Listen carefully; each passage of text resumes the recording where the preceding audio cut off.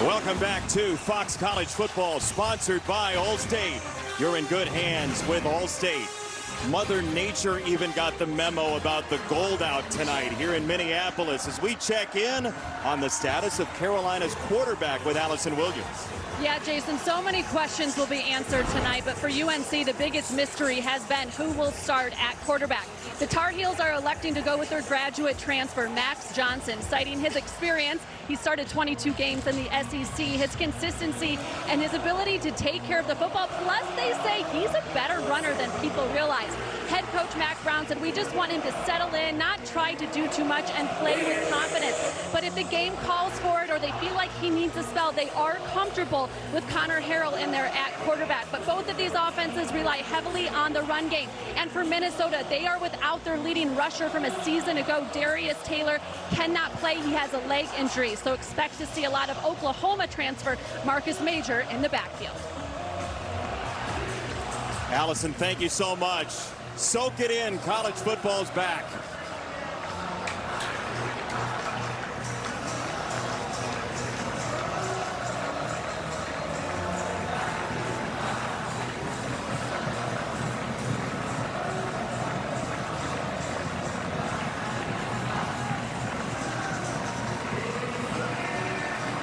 Liam Boyd on the approach for the Tar Heels. Here we go, North Carolina, Minnesota, ACC, Big Ten. And Minnesota will have the football first. You mentioned Max Brosmer. This is the first time that Max Brosmer is going to have his last name on the back of his jersey. He transferred from New Hampshire by way of Centennial High School in Georgia. He comes from the FCS level. He thought he had to bring his own pads to the hotel last night. He's ready to go and lead this team with all that pedigree in that building. The body language looks calm. You can see the sweat on the back of the neck. I've always clamored for a heart rate monitor on these guys. They say he's ice water in his veins, calm, cool, and collected. And here goes his Minnesota career. His final college football season begins with a throw. He looked off Major and now rolls to his right on the opening pass of his. Go for tenure, it's incomplete, and second down coming up for Minnesota. On the offensive line, that's a big dude on the left side, Ariante Ursary, an NFL prospect. Tell me which one isn't big. 6'6", 6'6", 6'6", 6'7". I mean, they are a gigantic up front. Even the center, the youngster, the only youngster of that group with a lot of experience, Greg Johnson, 6'6". Daniel Jackson, you will see him everywhere. Second team all-conference a year ago. He'll be in the backfield. He'll be in the slot. Their biggest weapon. He's in the backfield right now with Jordan Nubin as well, and they will give it to Jackson. His first touch gets into the corner, and it's third down and long coming up for a North Carolina defense that was 97th in yardage defense last year. There are the three up front, and then when you get to the linebacker area, a 100 tackle guy in Power Eccles, and then Rucker, a great pass rusher. Yeah, Rucker is an absolute stud. Feel like they've got an advantage with him on right tackle. Martez Lewis starting to tackle. They've shifted him out from guard, and a whole bunch of experience. 6 year, 6 year, 6 year, 5th year on the back end, trying to limit the big plays that were far too common a season ago. Movement at the line, and we will see if there's a flag. There isn't one. Play clock winding down. Brosmer to throw. The pocket holds up, and he is high and incomplete.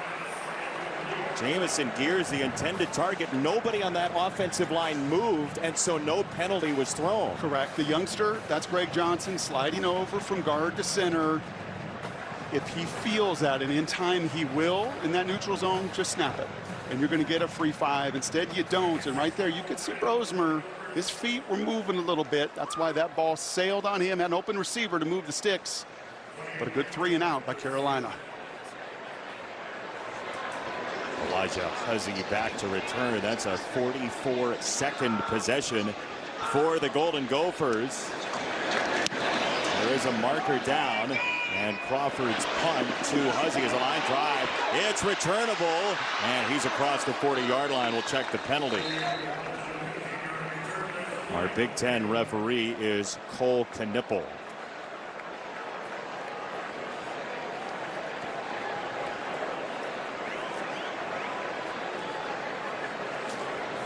illegal formation, kicking team. That 5-yard penalty will be added to the end of the run. 1st and 10, North Carolina. So the Tar Heels will get an extra 5. Max Johnson, he spent 2 years in Baton Rouge at LSU, 14 starts, couple of seasons there. He moved on in the SEC to Texas A&M, which had a coaching change. He was 4-4 as a starter there, typically protects the football, and he's now got the job here in Chapel Hill. His father, Brad, played here in the Twin Cities, and he's just short of midfield on his first touch. Got a great running back behind him, inviting contact. Omarion Hampton. Max Johnson under center. Your thoughts? Very competitive battle to the point that Mac did not show his hands. In fact, both guys were running with the ones. Mack Brown really felt like Max brings some confidence. Been a lot of places, some dysfunctional places the last 2 stops, and talking to the coaching staff, really are hoping for the Bo Nix experience. Right people, right place, more production. Omarion Hampton said he wanted to be more of a weapon out of the backfield. He breaks a tackle and sets up a 3rd down and medium for North Carolina. So Hampton, the All-American, behind this offensive line. Willie Lampkin, 5'11", right guard. Look at him stuck next to his 6'7" teammate, Trey Green. You can do it a little bit differently at guard. Get underneath people and move people. The only guy on that O-line, by the way, that's ever started a collegiate game. McCollum was a nightmare for Minnesota a year ago. 15 catches in this matchup. But a lot of inexperience up front. Minnesota trying to get better on 3rd down under a new defensive coordinator. Johnson with some backside heat, got it to the sideline, and this is caught for the 1st down. J.J. Jones, who had 46 catches last year.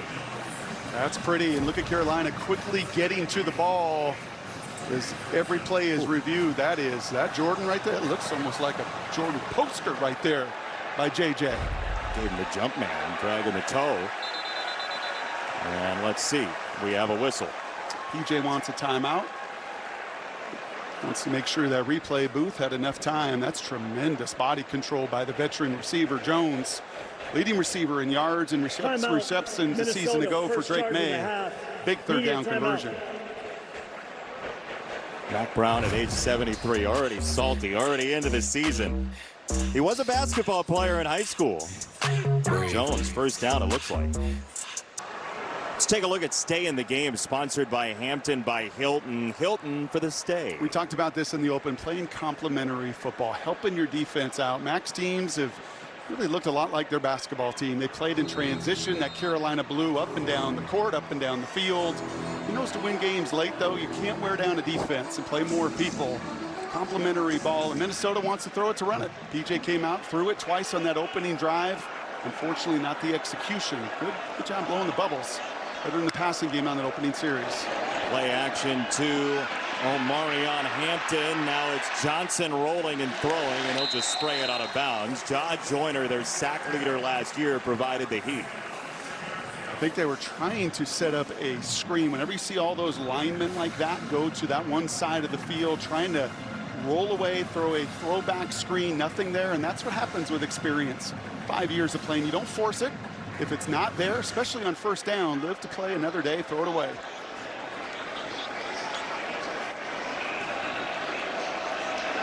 Especially with Omarion Hampton in the backfield, you know that he can break tackles as he bowls his way across the 35.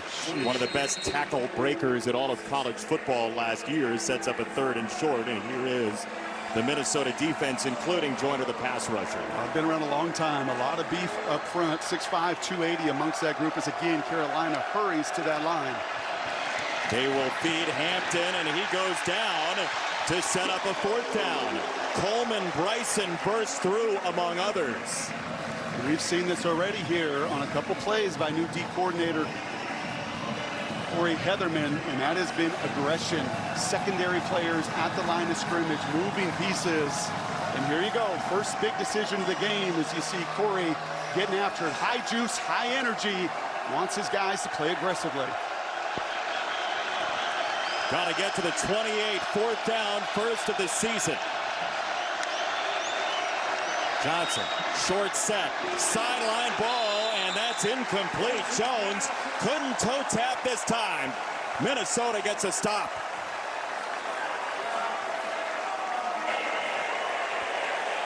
Media, timeout.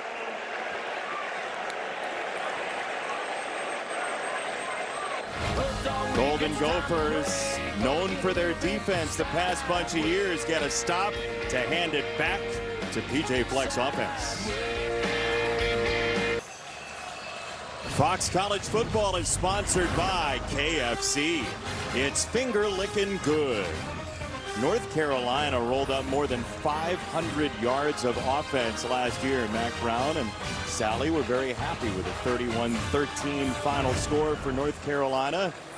3 for 12 on third downs didn't help. Drake May was the quarterback for North Carolina. This is the first time they've been without Sam Howell or Drake May in an opener since 2018, so Carolina's going to figure that out. Here's Minnesota with the ball for the second time. Playing without Darius Taylor, their leading rusher from last year. Marcus Major, the Oklahoma transfer, who has been so impressive, barreling his way for a big gain on first down. 5 years at Oklahoma, the playing time dwindled. PJ Fleck was enamored with him. He was. He said you'd never fully know, right? They're like free agents at the NFL level, but from day one, he's wowed them. Once the pads came on, it was the next step. And, you know, when you compare yourself to that guy that wore 24 for PJ, Mohamed Ibrahim, who put up a lot of yards, that's a comparison that's been made because he's no nonsense, blue collar, and he'll run right through you. They are 64% runs since 2017 under PJ Fleck. You said it, run to pass it, and there's Power Echols. Back-to-back years, 100 tackles plus, and man, did he burst through the door. Well, just look at the guys getting downhill. I think for both of these defenses tonight, that's going to be such a key. Look at the line of scrimmage where the ball is snapped, and then quickly right there, two of those guys in Carolina blue on the other side. Right, that good old-fashioned game of tug-of-war. Too much catching a year ago. Too much reacting, not enough dictating. That guy's built to dictate. Sets up a third down here for Minnesota.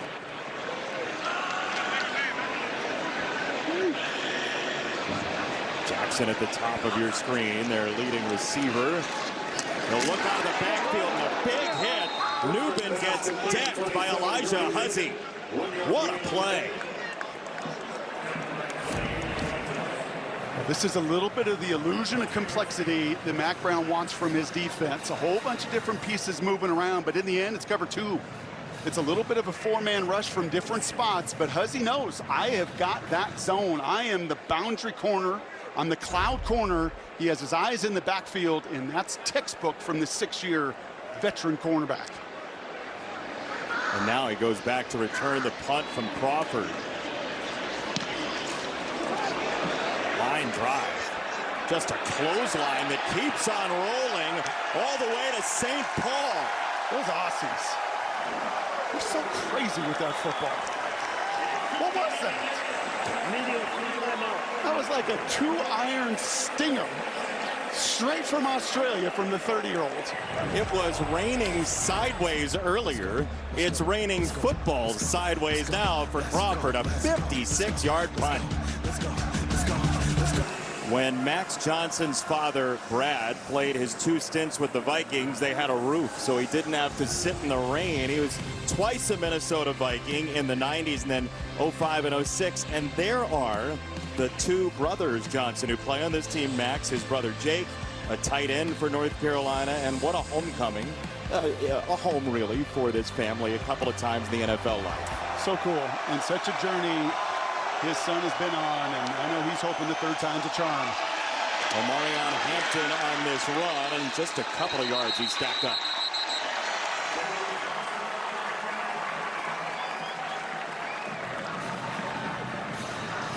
Brad was listening to something in the crowd. He had the headphones on, dad, coach, onlooker. Well, that's also like on the airplane when you put the headphones on and not hear anything anybody else is saying around you.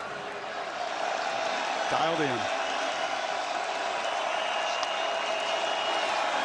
Here's his son Max on the roll on second down, and he lost his footing. It is raining down there, and it's third down coming up. You see he's trying to get his footing and stop that foot. Yeah, they felt like Max said he's a better athlete than he gets credit for. He's a big guy, 6'5", 225, but he can run a little bit. And you're absolutely right, that inside wheel, it spits out, turf spit underneath him, and a difficult 3rd and 7 in your own end zone. You have to protect the football.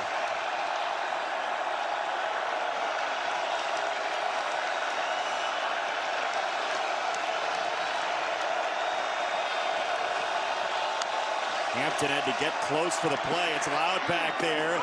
That's nearly intercepted.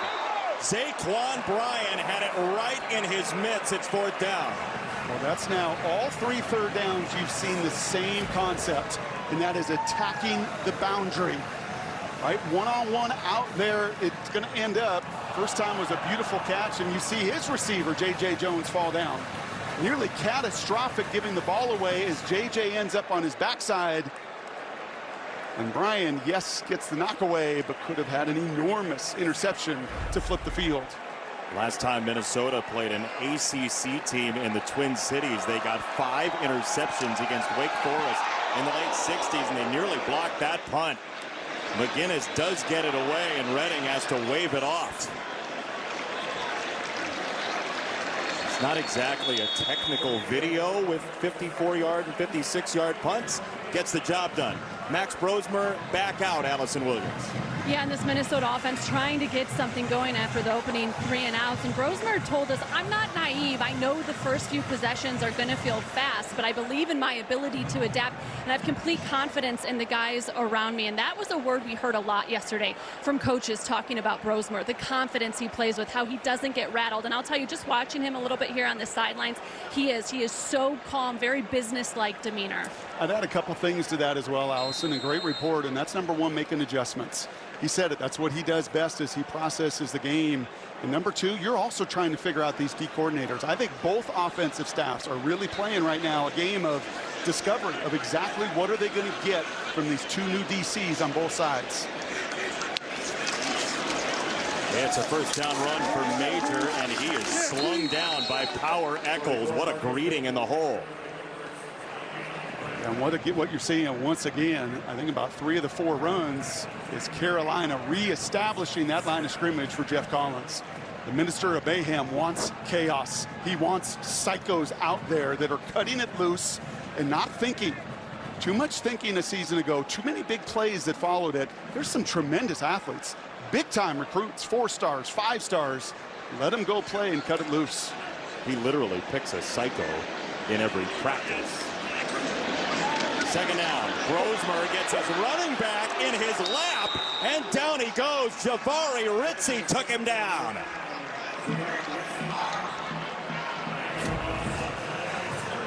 Yeah, one guy took him down, but it was this right here. It was this pressure off the edge. And hello, Jordan Newman. How does my face mask taste as I drive you back? That is Stick Lane right there from the secondary, driving that back. And then there is nowhere to go. Single digits all over him in Ritzie, in Rucker. A nightmare for Brosmer. He became Truck Stick Lane on second down. 3rd and 19. They sped up the timer on Brosmer. He got it away. Newman looking for the stick, and he got there. He had to have 19 and just nosed the ball. Wow. And once again, this is just a savvy quarterback with some experience. Everything's breaking down. The pocket, once again, where's my outlet? Knowing exactly where to get the ball and then put it right on that front shoulder pad so that Newman can break the tackle of LaValle and get the first. Brosmer with confidence, lobbing it near side. It's incomplete for Jackson. Here's a marker. It's Marcus Allen on the coverage and contact. Jason, it did not look like much, and it's a subtle little check down, but the fact that Brosmer could get to that, the fact that he ball placement-wise could put it right in a position, if Newman has to stop, if he slows down, LaValle makes that tackle. But he leads him, and he leads to a big first down, and now a penalty. Both on the defense. 12 men on the field, defense. That penalty will be declined. Pass interference, defense, number 27. 15-yard penalty from the previous spot. Automatic first down. They call those passes accurate and advanceable, AA balls in the Minnesota program. Yeah, and that was perfect, and it set up this. Once again, now we get a one-on-one. We take a shot. There is no effort by Allen whatsoever to turn around. He goes right through the body, and for an offense that was dying for big plays and explosive plays a season ago, back-to-back chunk plays now in Carolina territory. That's worth 34 yards. They'll check again.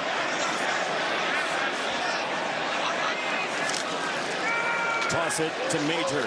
Cutting upfield, and Marcus Major knocked down about the 31 by the junior out of Greensboro, Travis Shaw. 25 different run checks in this system for Brosmer. 25, yeah, and he'd love to toss it to Darius Taylor, an absolute stud a season ago. But all freshmen in yards per game, they don't have them, but 25 is a lot. In an NFL playbook or an NFL game plan, you might have 10 to 15 in the run game, but 25 different alerts, 25 different checks, and as Greg Harbaugh said, I can't overload this QB. He wants all of it.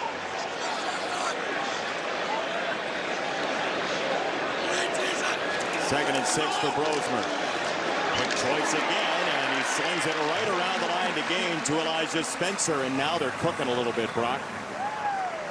Now that wasn't quite the accurate advancement, but this is a big-time catch. Spencer knows he's going to get absolutely sandwiched on that little stick route, and he doesn't care. Brosmer's trying to protect him and throw him away from the outside contact, but the problem is there's inside contact, and Spencer says, I don't care. Let me give you a manageable 3rd and 1. Minnesota was great on 4th down last year. This is a 3rd down and 1, and Brosmer just pushes forward for a first down. Oh, look at the big right guard, Quinn Carroll, right there. They flip-flopped their guard and tackle a season ago. 77 Carroll, a veteran, graduated from Notre Dame, started to tackle last year, but his future is a guard. And the big man, and he is a big man, at 6'7" and 315, got his pads down and moved people. Jason, this is 6'7", 335 in Lewis, 6'7" and 315. I mentioned to you a center in Johnson at 6'6", 320. Take a look in the best of them, the left tackle Ursary, shot to be a first-round pick with the way that man moves. That's a fully developed offensive line. He lost his shoe. That's the only thing that can get him off the field at this point. Timeout. You take a timeout for that. They're going to use a timeout for the big guy's shoe. Full immediate timeout. First down when we come back for the Gophers, who are driving. Fox College Football is sponsored by Pacific Life, creating financial security for nearly 160 years. Sheets of rain. I mean, listen to that. That's what this was like 3 hours ago. So they delayed the start 1 hour. It's been raining intermittently during the game, but a beautiful night and a great crowd. These students don't care. This gold out, they have been waiting for this one. PJ Fleck really good in non-conference games, 21-2 in his tenure. Tremendous at home as well, with 1 loss in those. Brosmer play action with time. He'll drop it off, and he's inaccurate, incomplete at the feet of Major. Second down, and new to college football this year, the NFL style of helmet communication. You see Brosmer reaching to here. And no more ridiculous signs, no more ridiculous sign concealers, no more paranoia. Now you just... No, there's paranoia still. Belichick's not New England anymore, so not quite as much paranoia. And everybody can communicate. That green dot on the back of the helmet tells you who's getting it. Power Echols, the linebacker for Carolina, and obviously Brosmer under center here with Minnesota. Yeah, 1 player on each side, and they kill it at 15 seconds on the play clock. Marcus Major skipping to the 3rd level and picking up about 9. A to B. I mean, there is just not much wiggle. And that's okay when you're 6 foot and 220 pounds and you've got a plan and a mission. Watch from the time he takes this ball, kind of like elite point guards go right down the middle of the basketball court. Watch this. Until he feels that safety and he can make that little cut to get the yards after contact. Beforehand, I'm going to go A to B as fast as I can. And a really manageable 3rd and short. Call it 3rd and 2. Big package in there for Minnesota. It's a handoff right up the zipper. First and goal for Major. Well, after all, it is Minnesota, so you know what that means. We're going to have a jumbo package. You can't have a PJ Fleck football team unless you got jumbo. Ursery does a terrific job. Quinn Carroll uses the buttocks on the backside to just block people out. And I am telling you, man, Ursery 6'6", 330, and his times, if they are to be believed, with his 10-yard split, he's going to shatter records at the combine. A big man that can move. Allison told us earlier he runs with the wide receivers. Brosmer deflected and incomplete. That was hit at the line, and so it was behind Spencer, second and goal. Yeah, and if it was not tipped at the line of scrimmage, it's just going to be a touchdown. Every offense in America runs this concept. They call it mesh. You see the hands go up by Rucker, not just a pass rusher. It has a feel when he doesn't get home to put those paws up. That saved a touchdown. That mesh route, the shallow crosses, cutting right across the field. Won't show up as anything but a pass breakup, but that was a touchdown saver.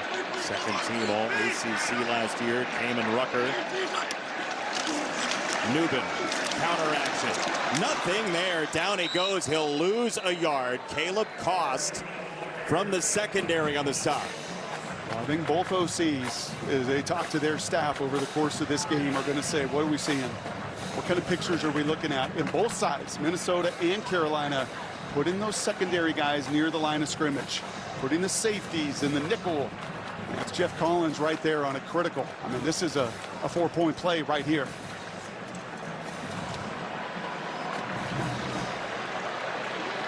Couple of tight ends in for Brosmer on third and goal.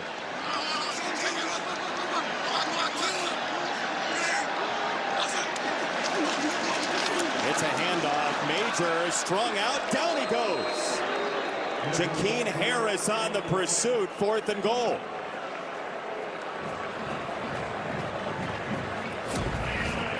Yeah, the pit is man-to-man, but watch this play. I just mentioned these secondary players. Look at splitting 2 blocks as Harris. Again, a 6-year player, 5 years at North Carolina State. The awareness to see the blocks coming, to shoot the gap, to split it. And then that 4-point play, hold these Gophers to a field goal attempt. A highly accurate kicker, Dragan Kesic, who was 23 for 27 last year for the opening points, and he doinked it off the upright. Wow. He was as good as it got in the Big Ten last year.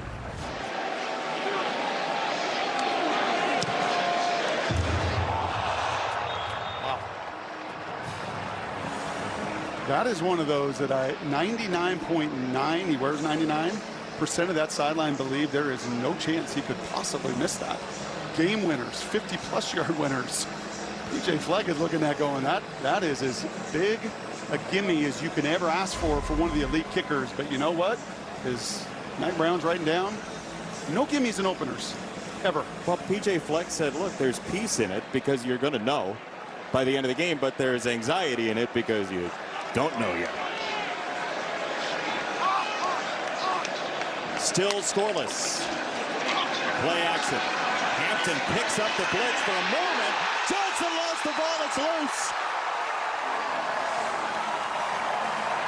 Jayonte McMillan sprung it free for Lindenberg.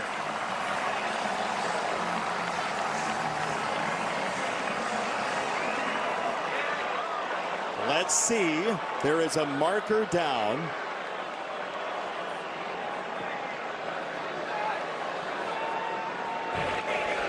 Prior to the fumble, holding, defense, number 7. 10-yard penalty from the previous spot. Automatic first down. Crushing for Minnesota. Not a very penalized team last year. It's on Aiden Gooseby. Wow. And once again, these secondary players just making a difference on both ends of it, unfortunately, here. 7 is Gooseby on the back end. A terrific job by McMillan of beating the block. But Gooseby is beat right there, and you just got to let go. Make a little contact, but you can't hold on. Hampton breaks off a gash and goes cartwheeling through the Minnesota sky. 15 yards, a dazzler for Omarion Hampton, the All-American. And that's how the first 15 minutes of this season will end. What was a bigger thud? This is the end of the field first goal quarter. off the upright or Hampton hitting the ground? A thing of beauty for Carolina's running back.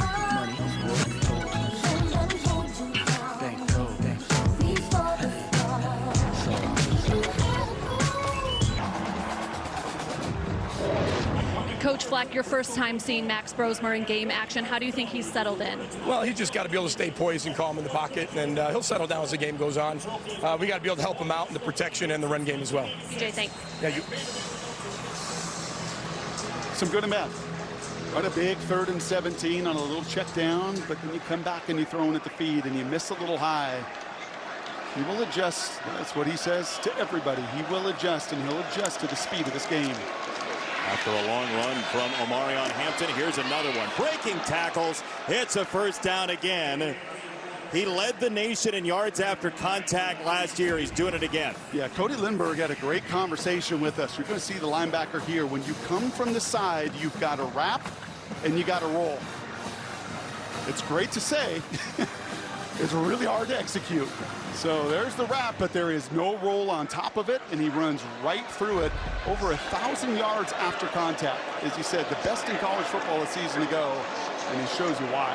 He rolled, but not the way he wanted to on that play. A very talented linebacker, Lindenberg.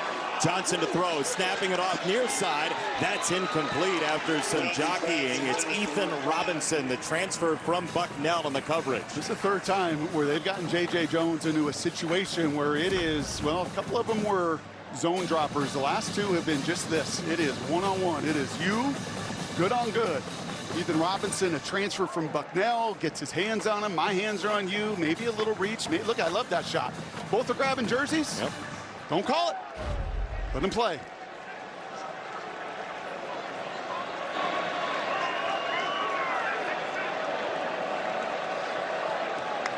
Second down. 7th carry for Omarion Hampton, and they go low that time. Kerry Brown swept the ankle. 3rd down. Secondary players are active on both sides tonight. Carolina trying to get to the line.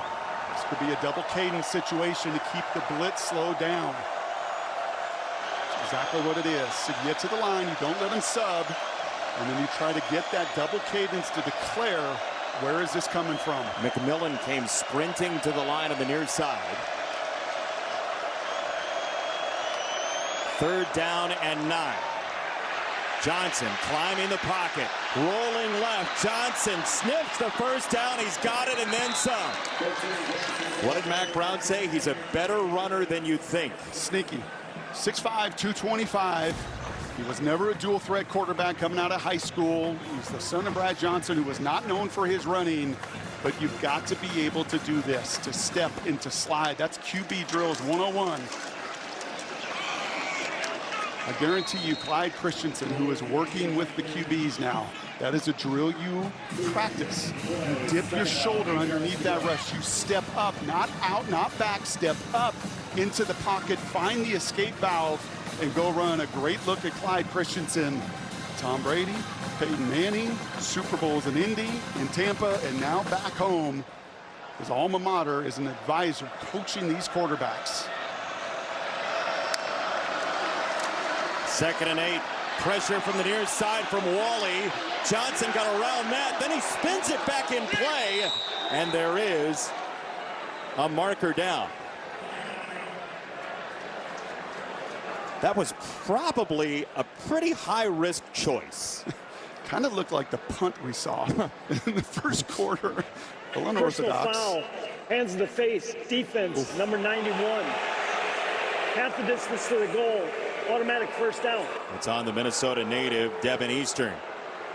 And you know what? He is sick and tired messing around with that 5'11" guard that's getting underneath his pads and bothering him. It's right here. And Willie Lampkin, the right guard, watch him. He gets, I can't even see him, but look at, he is underneath him, and because of it, these defensive tackles get sick and tired of it. That's why he was a state title winner in wrestling, because he gets low and uses leverage. First down and goal. It's Hampton, a little hesitation. He runs right into Eastern. The pile's still moving. So Bryson Nesbitt, the first team All-ACC tight end, get in there late. Second and goal. It is such an advantage. Nesbitt a little more known for his receiving, but when you got a back like that, and you know if you dent the line of scrimmage at all, and defensive coordinator Corey Heatherman, first year here in Minnesota, knows it too. We had a lot of bodies there. And the average back, you stop for nothing. The elite backs still push that pile for 5.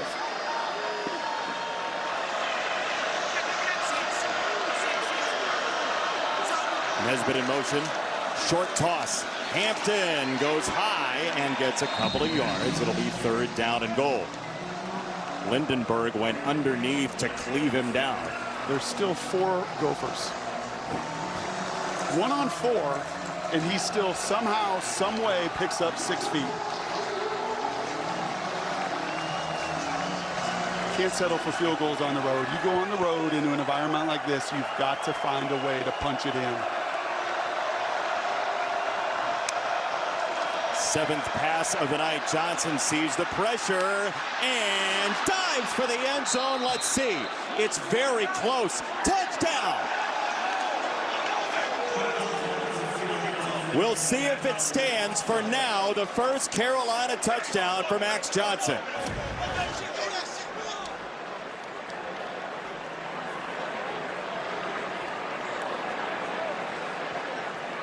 Touchdown. Now the body part hits.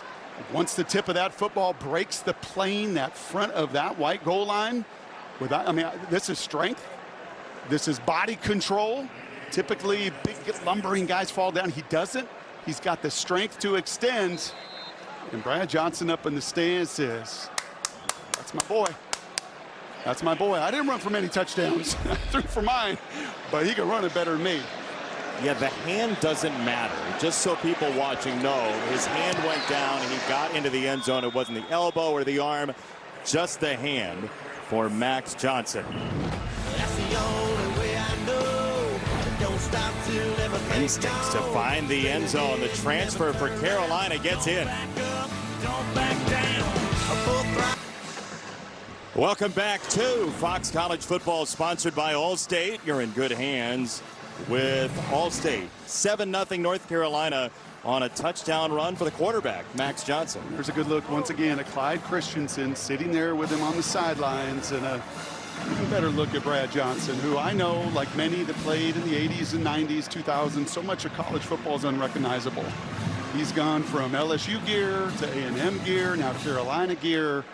He used to develop. He played for Bowden all those years at Florida State, but it's a different game, and you've got to maximize your opportunity.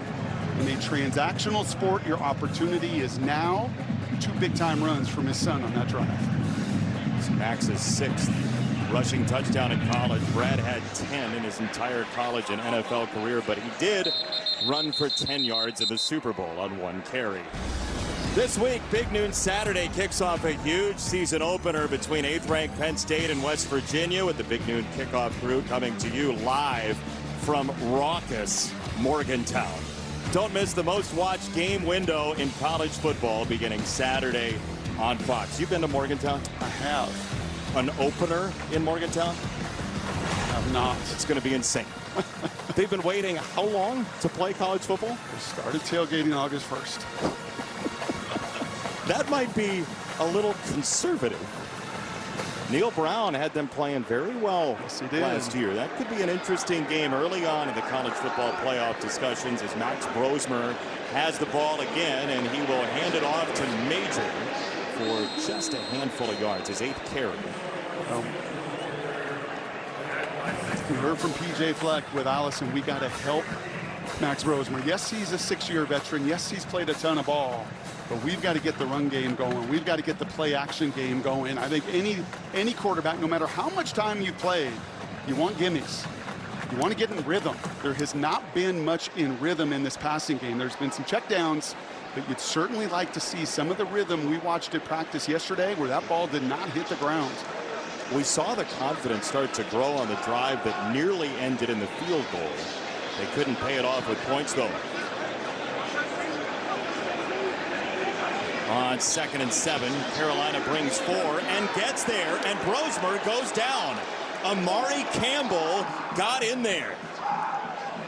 Is that Cedric Gray or was that Amari Campbell? Because he looked like the guy that did it for a lot of years. And if you're watching Cedric, you made it to the show. He's got a club on his hand. He's battled a hand injury all camp. But I highlighted Quinn Carroll earlier in the run game of pushing people. But he gets the big man moving. He gets him right. He gets him left. He runs right by him, and he sets up a third and extra long. Amari Campbell just got himself a birthday present. It's his birthday today as it's 3rd and 11 for his defense. 5 coming this time. Brosmer has to climb, and down he goes one more time. He ran right into Ritzy. Again, it's a loss of 2. Well, I know they said he saw everything over 5 years in New Hampshire, but what you've not seen is this chaos from Jeff Collins. He's mixing blitzes. This is an odd front, right? Just one guy down over the center tells you it's an odd front, 3-man front. And then you've got twists, you've got stunts, you've got people coming from every direction. Is now number 42. The O-line's having a hard time identifying, and the veteran quarterback is seeing a blur of Carolina right now. We've created a 3rd 3 and out for Minnesota. And Carolina gets the ball out of halftime, by the way. Returnable punt. Ritzy. Fuzzy to the outside, and there is a marker coming down. He gets to the 44. And let's see. There's a flag on the near side. There's a flag on the far side as Elijah Huzzy got into Minnesota territory. Well, there was a gopher blowing sideways, and that tells you it's a block in the back. I think it was DeAndre Boykins, possibly the first one. He just got a shield. And it's hard for these guys. They've been waiting to hit people. It was a fierce block, but it's one that you've just got to put your body in front. Don't look for that knockout shot because it's gonna move Carolina back. That's Deontay McMillan, who is down and injured for Minnesota as they discuss the marker. McMillan, who's been around the block in college football, 4 years at TCU.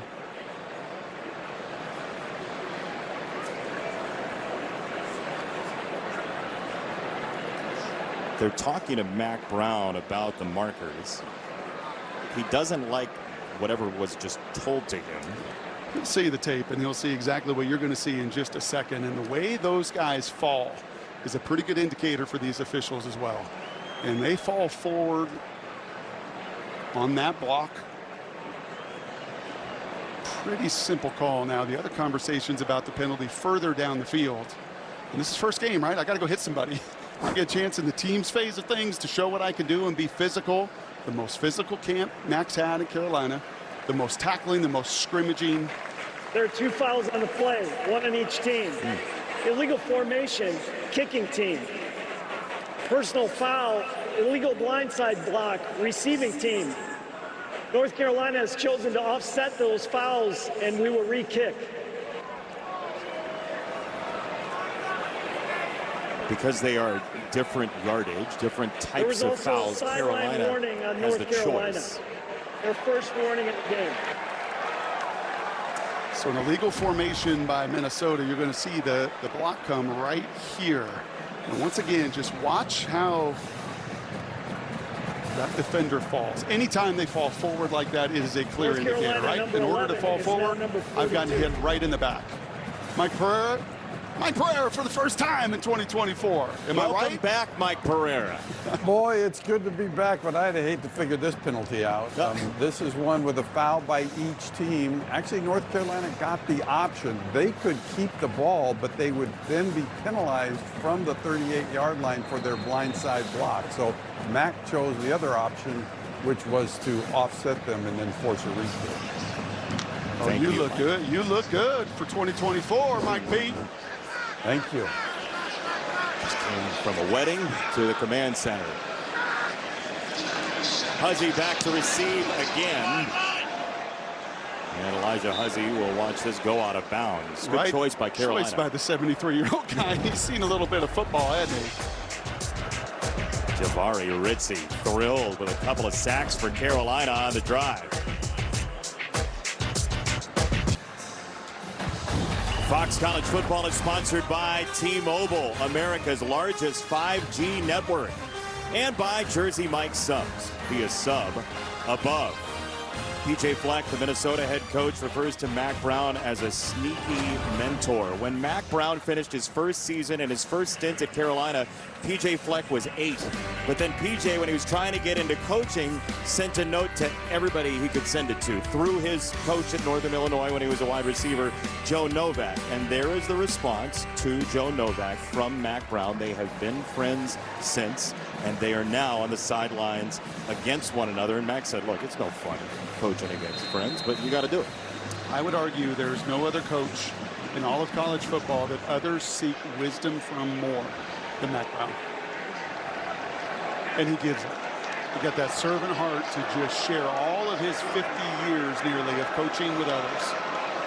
He's getting texts from Matthew McConaughey and from all these famous people, and a very giving soul. His quarterback, Max Johnson, hops into a throw. It's short and intercepted. Justin Wally down the sideline for the Gophers. He's still going. Wally tiptoeing inside the 10. What a run.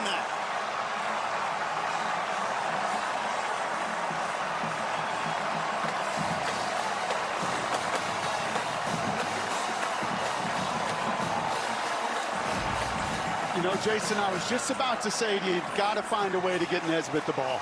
The most trustworthy guy on the other end of it for Max Johnson during camp. They try to go to the tight end. The problem is you've got an elite 4-year starting corner right on that tight end. And a 50-50 ball, a little bit behind Nesbitt, falls right into the hands of Wally. And unlike Robinson earlier, or Brian earlier, that saw a ball go through his hands, this stud, this senior, time is now.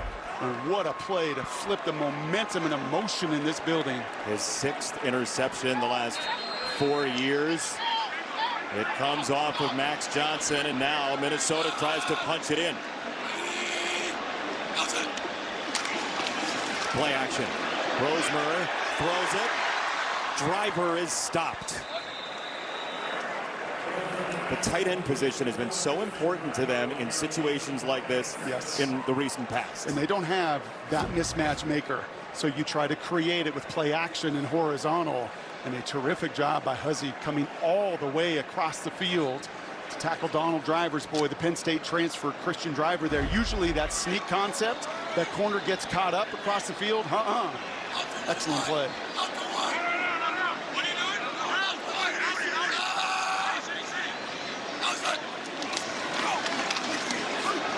It's a handoff. It's Major's first Gopher touchdown.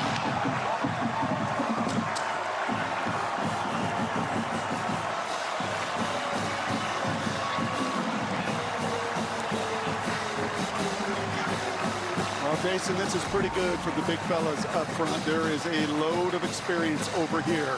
You watch Carroll get beat in the passing game, but that time he mauls the defender to create the hole. And Greg Johnson, they love this kid. The true sophomore thrown in the fire as a freshman a year ago, said, no problem. I'll slide over to center, and I'll get a body on a body. And Marcus Major, he knows how to do that. We see that from this program so often. Mohamed Ibrahim. Remember the great Marion Barber III and Lawrence Maroney, that two-headed monster when they were together. It kind of always looks the same. Yeah, because we don't screw around. We come right at you. We develop, we grow our guys from freshmen to 5th and 6th year seniors. Defense lining up over the center. That penalty is declined. The extra point is good. And then when you know thyself, guess what? In the transfer portal, you can go and get exactly what you need, a carbon copy of those physical guys. But it all started right here with the senior Wally. 4 years he's been doing this in Minnesota. Turned the fortunes in this building, and Major turned it into 6. Coming up on the State Farm Halftime, Colorado already on upset alert in year 2 under Coach Prime, while 12th-ranked Utah makes its opening statement as a Big 12 member. And number 11 Missouri looks to build off its best season in a decade. Speaking of best, back to 2 of the best. Jason and Brock, we'll see you at the half, fellas. 2 of the best. Thank you, Mike. Appreciate it. He's hedging. It's week 1. You never know what we're going to provide over the course of the season. Love you, Mike Hill. Thank you. Of note to Carolina fans, NC State is kind of in it with Western Carolina right now in a 1-score game as well. But it's nice to be back in college football where shirts are optional. It's nice to know they're still doing stuff that was done in the 90s. Didn't know they had keys like that still to shake those keys around, key plays. You're talking about the gold towels they had. It's got a little terrible towel feel as well. Okay, so Max Johnson, 2 for 7 so far. Couple of turnovers. What do you need to see, Brock? You got to flush that last one. He won this job because of his ability to take care of the ball. Went back and looked at all his 22 starts, Jason. Only 1 time, and that's in the SEC, did he throw 2 interceptions. So typically he limits the damage. But I'd say both quarterbacks, there's not much rhythm. 2 of 7, 10 yards. Right? Those were just kind of short little one-on-one routes you'd like to see. I know both of these veteran quarterbacks would like to see some high completion, easy gimme throws. Hard to find them versus these defenses so far tonight. Omarion Hampton's been the bell cow. This is carry number 11 into Corey Heatherman's defense. And for more on him, here's Allison. Yeah, and that defense really shifting the momentum in this game. But throughout it, first-year defensive coordinator Corey Heatherman has been telling his guys, we are fine. The times they move the ball, it's because we hurt ourselves losing contain. And with penalties, just focus on your tackling, having good pad levels, staying low, be violent, and continue to go through people. Get a defensive holding. Negated the fumble for Johnson earlier in the ball game as it's 2nd down and 8. And this one to the near side is dropped. Incomplete to set up 3rd down. It's off the hand of J.J. Jones. So J.J. had the beautiful jump man catch on the first 3rd down. Then he falls down. And that's one sure you'd like to see on the front shoulder, but you got to help the quarterback out. Max knows that. That's one of those high percentage throws. That looks right there, says that didn't happen the last 2 weeks of camp, but because it did, now I got to deal with 3rd and 8. You set it off the top. Pads are on. The truth will be told. 3rd and 8. Here comes Joyner. Got a hand on Johnson, who breaks it down and goes down. Danny Strigo helped out to create the gopher sack. Yeah, John Copenhaver, the tight end, is going to do exactly what they talked about for their big tackle. He's going to try to chip on the outside there with Josh Joyner. Here's the problem with chipping, Jason. If you don't chip right, you actually can really hamper your offensive tackle. And that time Howard Sampson was expecting to chip one way, but the momentum pushed him inside and gives Joyner the opportunity to get to the QB. What is chipping right there? That is that tight end or running back helping that tackle, chipping, trying to throw a shoulder so that guy can't get started. But that shoulder led to momentum for Joyner to get home. Redding back to return from the 30. So they'll get 4 yards, and that is it. Saturday, baseball night in America on Fox. The Braves take on NL East rival Bryce Harper and the Phillies. Still a race in the NL East. And the Brewers, with their big lead in the NL Central, taking on one of the most electrifying players in Major League Baseball, Elly De La Cruz. Starts Saturday night, 7 Eastern on Fox. Check the local listings for the game in your area. I'll be honest, sometimes you don't know what you don't know. I really felt like this was going to be an unbelievably compelling close game. Yeah. I didn't know if offenses and these veteran QBs might make more plays. I think we're feeling these defenses on both sides are playing downhill and aggressively. And there is a reason that those guys in the desert have this as a very, very close game.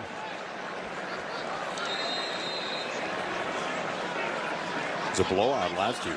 Carolina put up 31 points behind 414 in the air from Drake May.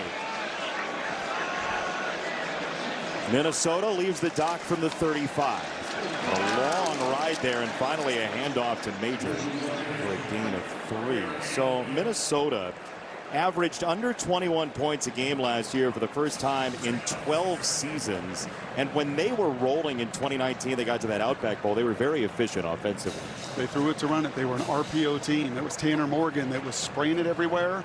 And yet their identity, Jason, as you said earlier, like doesn't matter who it is, like huge offensive linemen that just move the line of scrimmage, and their efficiency for PJ Fleck was off the charts. But the last couple years have been a far cry from that. 2nd and 7. Driver in the backfield. Brosmer looks him off. It's a little bit high, but he's got it to the tight end Callerup, and it'll be 3rd down coming up. Nick Callerup in his 6th season with the Gophers. What do you like 3rd and 1?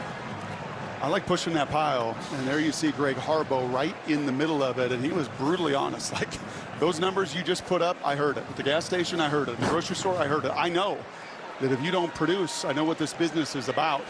Got to be a lot more effective, and 3rd and 1s are a good way of doing it.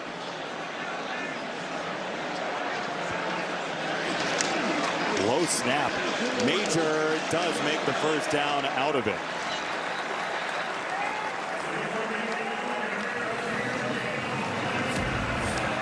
Nice job by Brosmer here. He has played so much football, is not going to freak out with that low snap. And once again, it is just big people in the time of possession.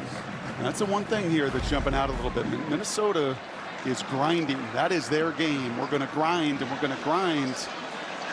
But ultimately need some big plays to follow. And what an opportunity between the 40s here with a veteran QB if you want to take a shot. Brosmer, the transfer from New Hampshire, with a handoff to Major, and he gets sideswiped. Stick Lane turned himself into a missile. Now, these safeties on both sides are not afraid to come downhill. And once again, that's a little bit of an indicator to Greg Harbaugh. Oh, you want to be this active? You're going to pull the trigger that fast to split a double team. You're going to pull the trigger that fast to make the tackle at 3 yards. Then you've got to ride that, make that fake, and throw it over their head. Harbaugh, who grew up in Raleigh and refers to North Carolina as, quote, Chapel Hill because of his history as a youngin in North Carolina. Brosmer, play action. Over the top, got it 1st down. Daniel Jackson was open in bracket coverage. Yeah, that is a nice job, a deep outcut. That is not an easy throw. That's a high degree of difficulty, but you see the play action. You see Brosmer do an excellent job of getting the feet set, and then all the way across the field, the deep out there between corner and safety, and one of those chunk plays. But if this offense, which is built to run, is going to be able to run, then do that, get those chunk and explosive plays, eventually points will follow. It's their longest play of the game so far at 20 for the Gophers. That was an extraordinary number, nearly 50% of their receiving yards a season ago. Off the spin, Major. Strong effort, 2nd down.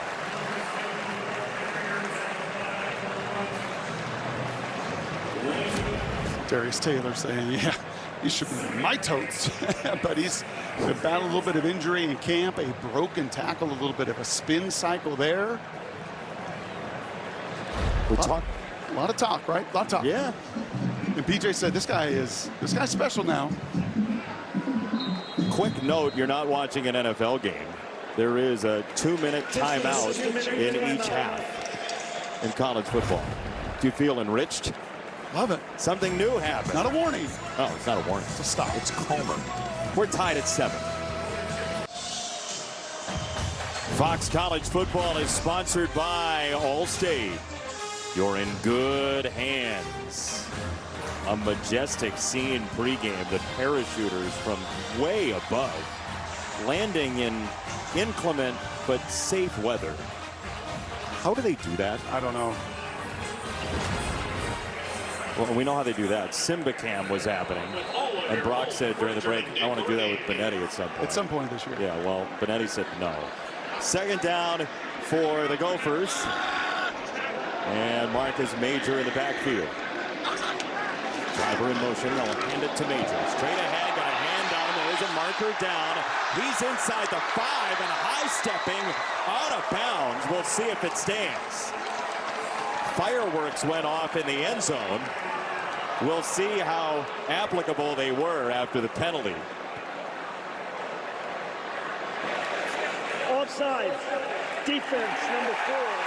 That penalty's declined. First and goal, Minnesota. Gain of 19 stands. Well, we talked about this O-line doing a nice job of just targeting, not in an illegal way. You target those blocks. Look at the body on a body. Look at the big left guard, Tyler Cooper, 6-year player as well, getting to that second level. Remember the first couple drives, Jason? And you saw the blur of Carolina in that backfield. They were punching the line of scrimmage. These last couple drives, you felt the wave of the girth of this offensive line from Minnesota. The Major putting his pads down and running right behind him. 35 games playing at home at Oklahoma. Now a transfer to Minnesota. He's in the backfield, first and goal. He'll carry it again off the hesitation. He's stacked up. He drives the legs, and he's just short of the goal line. Second and goal. Will Carolina use a timeout here? It's a good question. They get the ball to begin the second half, Jason. I don't know how much trust they have in their offense right now, but look at body on a body, body on a body. And if it weren't for the power in Eccles' lower half and the strength as those two Brahma Bulls took on each other, that was going to be another touchdown for Marcus.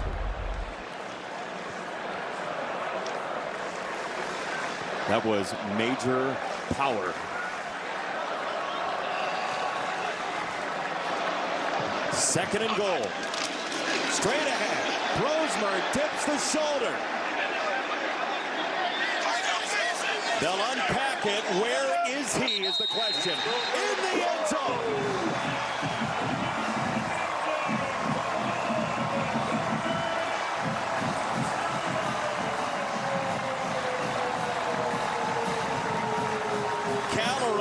The tight end, former tackle in high school, pushed him in. That was just a straight rugby match right there, bro. And Brosmer told us yesterday he loves this team. He's been here since December. And when we pressed him, like, why? Why do you like these guys so much? You know what's striking me over the course of this first half?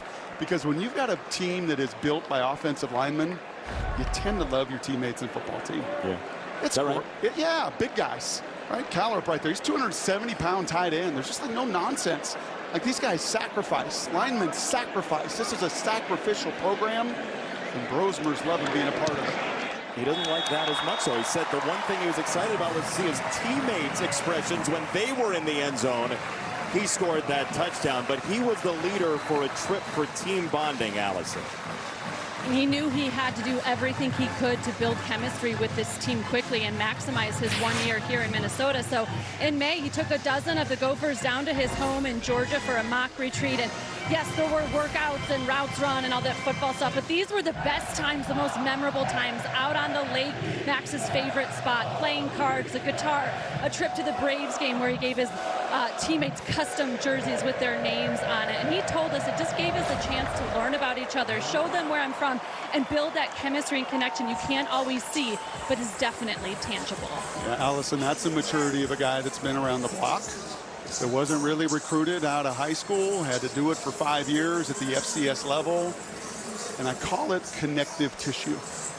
Tom Brady will be on the calls with Fox. He calls it being endearing. Endearing.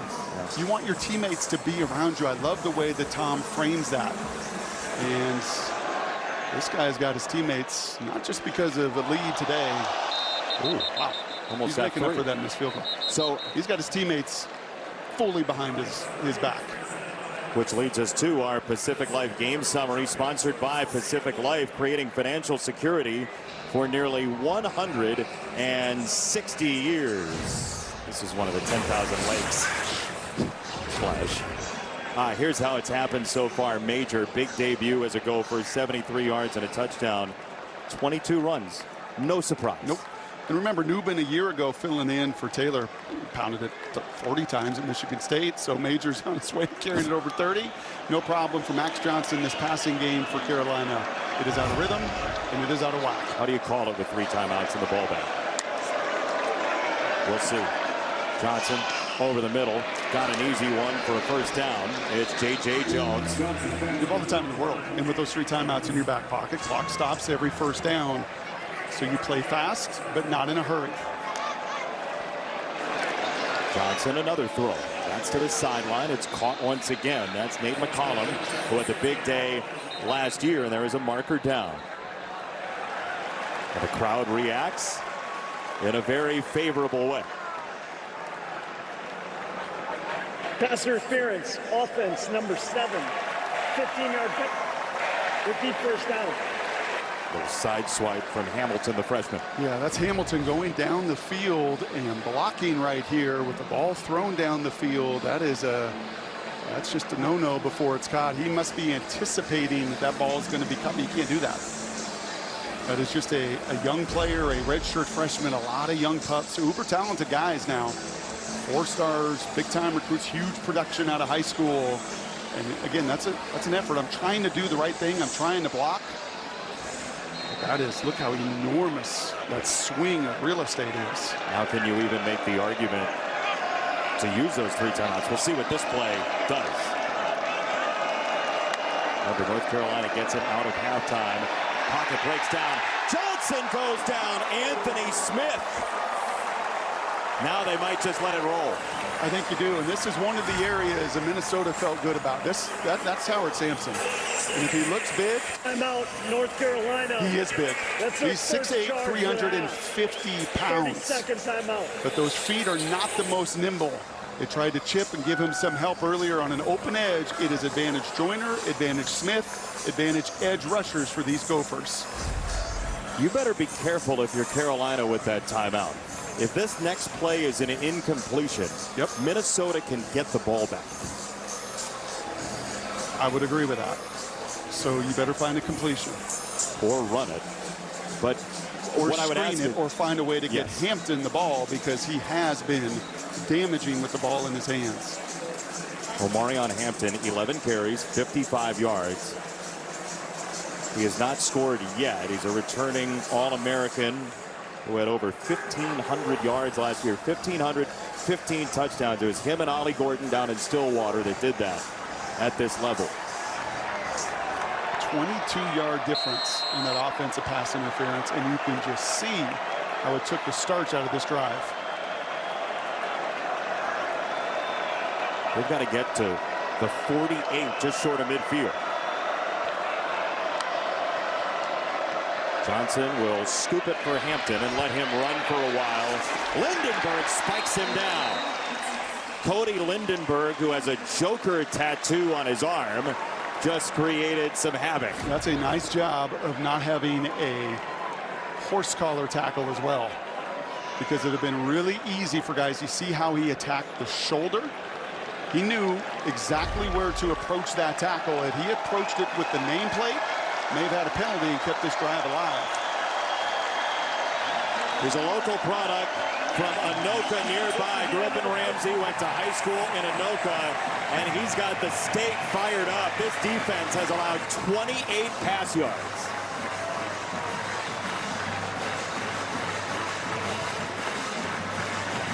(14-7) Minnesota at halftime. Now Mike Hill, Emmanuel Acho, and Chris Peterson have the State Farm halftime show in Los Angeles, guys.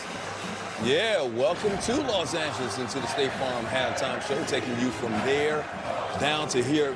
Maybe his first game jitters, but not the best offensive display, we could say, in the first half of this game. But it was Minnesota's defense that led to its first score and kind of sparked this offense as we take a look at the State Farm halftime highlights. Coach. Yeah, a little bit stale first half until we got our man, Justin Wally, got that pick. Little pressure on Johnson here, and awesome. This was the offense that they had all first half. Justin Wally, 70-yard return, sets up Marcus Majors for the 5-yard score. And then they get another score right after this. Right. They kind of like sparked them. They had a 9-play drive. It's the first time that you see Minnesota throwing the ball downfield at the 20-yard completion to Daniel Jackson. I'd like to see a little more of that, Acho. You're exactly right. What I was thinking watching the first half is the players are now realizing the severity of every decision. That Max Johnson interception, in practice, all the last 3 weeks of camp, as soon as it gets picked, coach blows a whistle, offense back on the ball. Not in a game. Now that interception leads to Minnesota having the ball and going down and getting points. These players, their body is currently still trying to figure out, wait, this is the real deal, the real game. Every decision matters. I think in the second half we'll see a lot cleaner football. And life without Drake May for North Carolina. Max Johnson, 410, 28 yards passing in the first half. Second half coming up momentarily. Hey, meanwhile, Coach Prime, he's the talk of college football last year. Tonight, Colorado already on upset alert. Early on, can Shedeur Sanders, who's looking like a Heisman candidate already, bring him back? And Georgia was left out of last year's playoff, but with the new format, don't expect a similar fate for the country's top teams. In this game, Colorado up threatening again. Southern Utah, look who's back, Cam Rising. How about this? I did Cam Rising signing day in 2018 to the University of Texas. 2018? And here we are in 2024, and he's still out there throwing touchdown passes. Yeah, missed all of last season with a knee injury. Back 5 TDs already in this game. Through first half, 35-0. Utah rolling. Kansas, as long as they got George Brett in attendance, Jalen Daniels got to keep him healthy, too. If they do, these guys are going to make some noise. He can run, and we know he can throw. And they're rolling over. Where's Lyndon Wood, Acho? It's back there, and you know what I'm saying, back right next to. They're getting but behind the woodshed right now. That's what's happening right now. Let's go back to Colorado, man. Shedeur Sanders. Look, the offense is incredible. Shedeur Sanders already 433 passing yards in this game. Yeah, but that's not who I think of. I think of Coach Prime. Colorado is relevant last year and this year because of him. They're not relevant as a football team yet. They got some really good skill players. If they get that defense going a little bit, being able to stop the run, the O-line protect Shedeur a little bit better, then they're going to get relevant. You're exactly right. Mike, you said something earlier in the green room, want to bring it to national television. I don't think Colorado can fix its defense this year. That's not something you can do starting now. What you can do is focus on turning the ball over. Right. When you have a highly explosive offense, if your defense is suspect, so long as you force turnovers, you can still find a way to win games because you can get your offense more possessions. I don't believe that Colorado's defense is going to become a staunch at stopping the run. I don't think all of a sudden they're going to fit the run gaps a lot better. But what they can do, rather than getting sacks, get forced fumbles. Rather than getting tips, get interceptions. Fix the defense as it pertains to turnovers, and that'll help the offense out. They have settled down a little bit in the second half, the defense. No doubt about it. So, you know, these first games, working out the kinks, the next week is going to be very interesting. Against Nebraska, of course, there's always a big rivalry. They were down actually 20-17 at the half. They scored 7 points to take the lead. They're inside the 5-yard line right now. Colorado threatening to see what happens in that one. 3rd and goal there. 24-20. Max Johnson, he's got a turnover in his game, but he's also got this running touchdown. His dad was happy in the stands. His team down 7, second half coming up.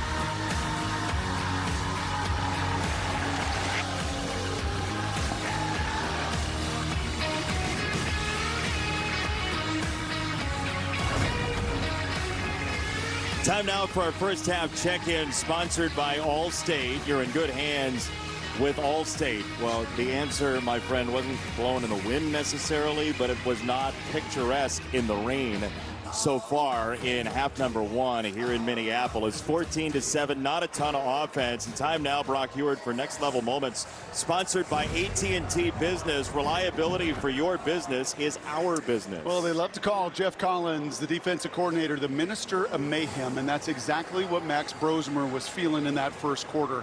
Mayhem, 3 sacks. Look at all the Carolina Blue arrows. They're coming at you from every which way. Stick and move, and just in the face of Brosmer, creating some of that chaos. But the big play was this one. Up 7 was Carolina, and Minnesota said, hey, hold on a second. We play defense too. And Wally here with the enormous interception, a 4-year starter that wasn't just satisfied with getting the pick.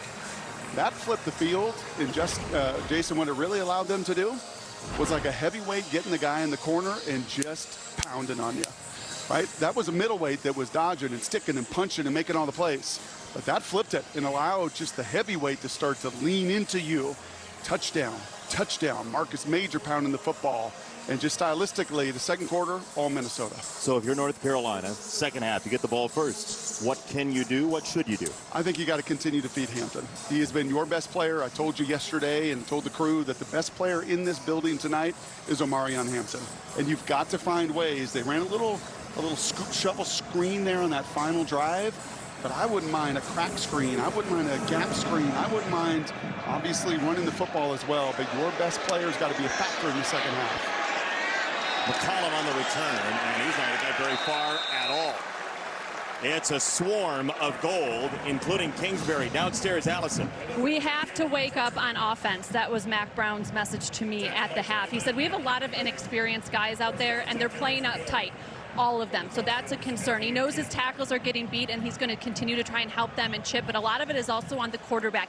He said he has to move. We need to use some misdirection and get the ball out a little bit quicker. Really, he feels the turnover has been the differences in this game, and he did tell us before that Connor Harrell could play at quarterback if things didn't go well. He said, I'm not ready to make that change now, but if things don't change offensively, we will.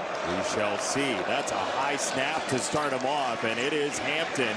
Look, two teams all of last year had a top 20 rush and pass offense.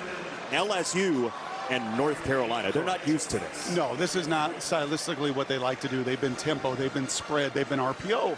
But this is some of what Mack Brown told us. We've got to be more complimentary. I've got to protect my defense. And the pounding they took in the second quarter, the 7 minutes down in time of possession, this is a big drive.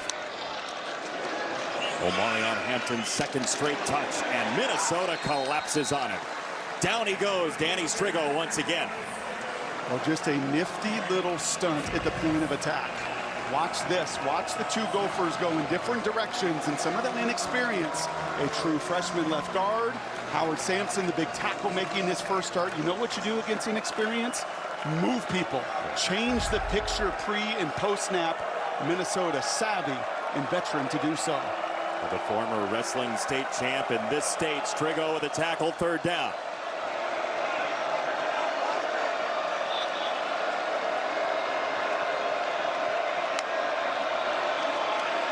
Johnson with a pocket, far side. Long throw to the sideline, and that is Bryson Nesbitt with a beautiful grab. How'd he do it? And he had Justin Wally in his hip pocket. These two tangled earlier on that interception. This time Nesbitt has ball. He's got 2 feet down. He controls through contact. You know what you call that? Good on good. He didn't start football until the summer before his junior year of high school. Now he's a first-team All-ACC tight end. And you see that with Pops that plays 11 years in the NFL like his does. On a handoff, Hampton, and a big collision down there. That was Maverick Baranowski. And he, my friends, Baranowski is all-neck team. All-neck team. Look at the size of his neck. Okay. What part should I focus on? The width. It's like a cobra.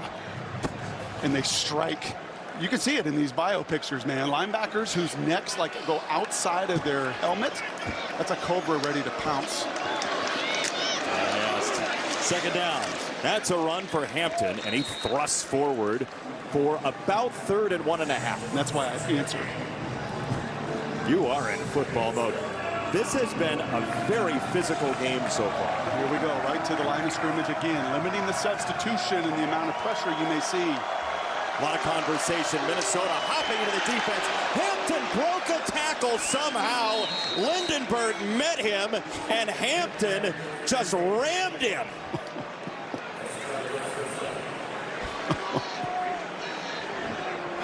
Listen to this.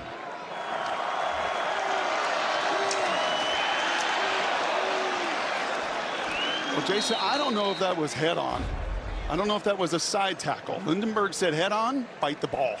Side tackle, ramp and roll. That was just hanging on for dear life and unable to stop a train.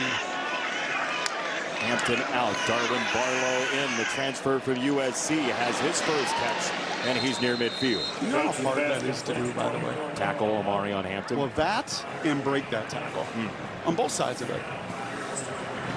I mean, they love Lindenberg. And Lindenberg said, hey, man, when you're seeing this guy tomorrow, what's the key? And this has been the fundamentals taught. Bite the ball when he's coming right at you, wrap and roll, and then sweep the ankle. And really none of it's effective. It's like trying to hit one of these elite pitchers in baseball. Like, good luck. Like, that's what you want to do. That's the plan. But to execute it, brutally difficult. Second down throw. It's a quick slant, and it's caught. Once again, the tight end, Nesbitt. This is good. I mean, this is Chip Lindsey. He's been doing it a while at offensive coordinator as well and been highly productive. You know, Nesbitt here right on the quick little slant. Get your best players the ball. I said to you coming out, like, get Hampton the ball. He's your best player. Your second best player is Bryson Nesbitt. And there you see Chip Lindsey right up here.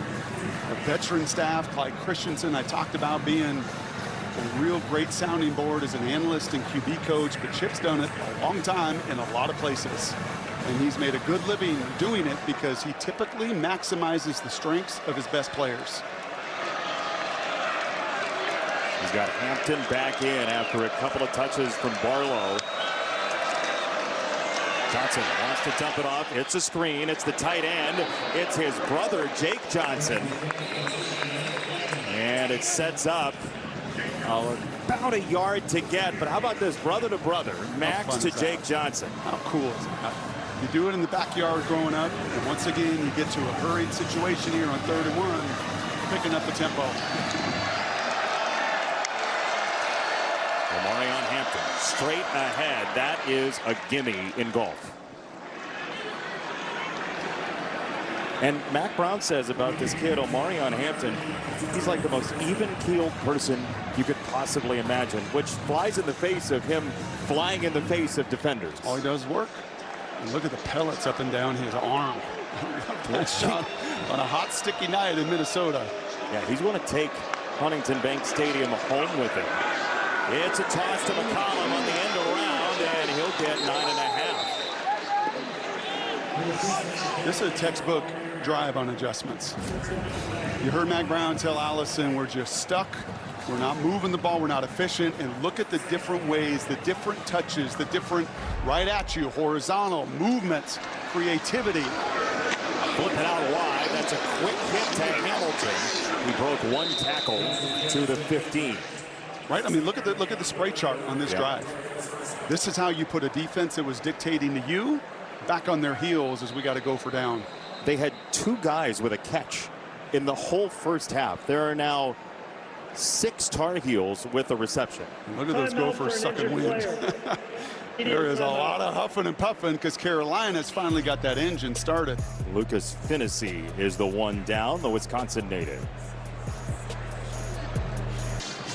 Welcome back to Fox College Football, sponsored by Allstate.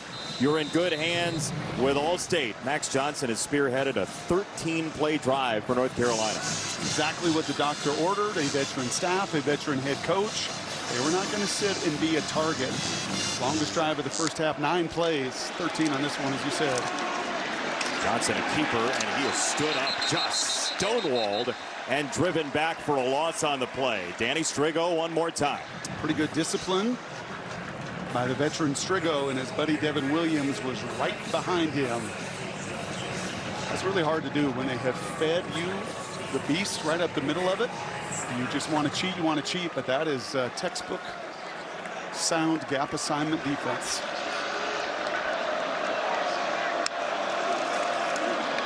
Hampton short toss, and he goes horizontal twice. Stolsky got him first. Robinson closed the deal.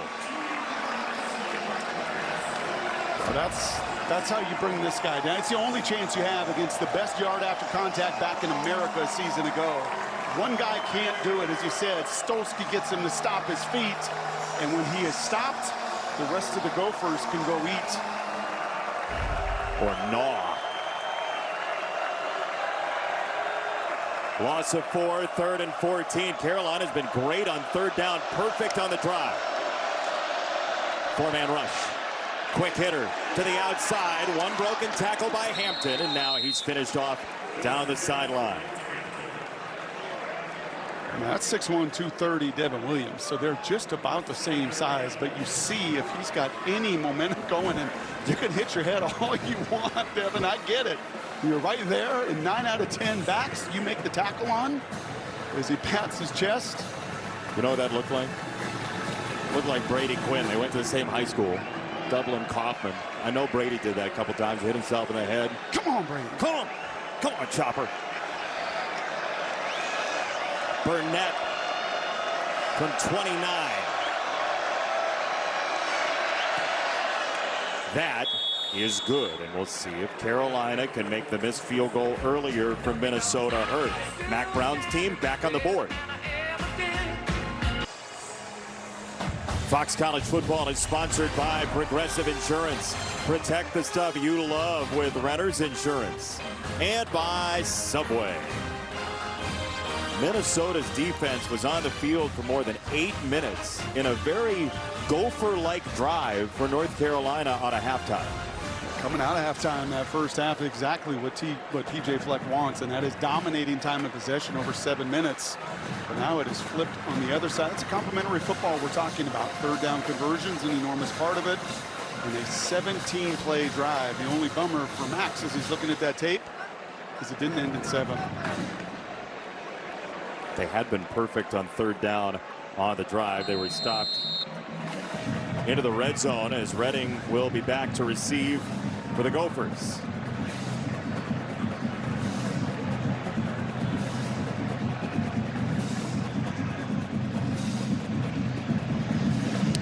Boyd drives it, and Redding will let it go through the end zone. Downstairs, Allison Williams talked to PJ Fleck. Yeah, and I asked him what changed for his offense and Max Brosmer as the game went on in that first half, and he said the biggest thing was up front. They simplified things. You guys mentioned UNC defensive coordinator Jeff Collins. He's the minister of mayhem, right? He wants to be simple but really look complicated, and those complicated looks were causing problems for the offensive line with Minnesota. So PJ said we really just simplified things. We focused on getting a hat on a hat and letting the effort take over. And letting that size advantage, that length and that weight get to Jeff Collins' front. You're the first to punch instead of reacting to all of those looks from Jeff Collins. Brosmer's got to do a little more in this second half. Off play action. He rolls and he throws across his body. That's incomplete, and Jeff Collins' defense sets up a 2nd down and 10. Elijah Huzzy got the hand in, and Jeff Collins, right? He lost his job at Georgia Tech. He finds a home here with Mack Brown, and they talked about complementary football being deeper, but man, was he energized in our meeting. He sure was. I think a couple things. Number one, best guy to work for. Number two, he had tons of options, and he went to a place where he's recruited or recruited against a lot of the personnel. He knows what they've got, and there's a bunch of difference makers in that front seven and a veteran secondary that's really limited damage tonight. Seniors across the board on that defensive line. Major gets taken down after a yard, maybe. Power Eccles was the final man after Evans got in first. Okay, so here's one of those the truth will be told moments. Okay, 3rd and 9. We got to play our style. Now you're going to play into Carolina's hands. You don't have me in the corner where you can just body blow. Let's see if there's a creative pressure here and just how aggressive Greg Harbaugh, the OC from Minnesota, wants to be against these looks. It's one of those trust plays. You trust this new transfer? You trust Max Brosmer and all the things you talked about? This play call, there'll be some evidence of it. Harbaugh said, when we talked to him, I trust that every play that comes out of my mouth is going to go well. Let's see, Brosmer incomplete. He wanted Driver, 4th down coming up. Well, that was a great call. And actually, Brosmer threw that thing early with some anticipation. This ball is out of his hands well before Driver breaks, and he just can't quite go get it. Brosmer knows just about everything was right. It was just 1 yard in front, a beat early, and Driver couldn't go get it. 4th 3 and out for the Carolina defense. And let's see how tired the Minnesota defense is. Let's see what UFO punt we did on this Austin. This one goes tumbling inside the 30, inside the 25. That spin inside, I'm not done, inside the 20. telling you, how these Aussies hit this ball with all this funky spin. These guys don't even, it's like catching a screwball in the outfield. What am I supposed to do? And where is this thing going? 57 yards on that UFO.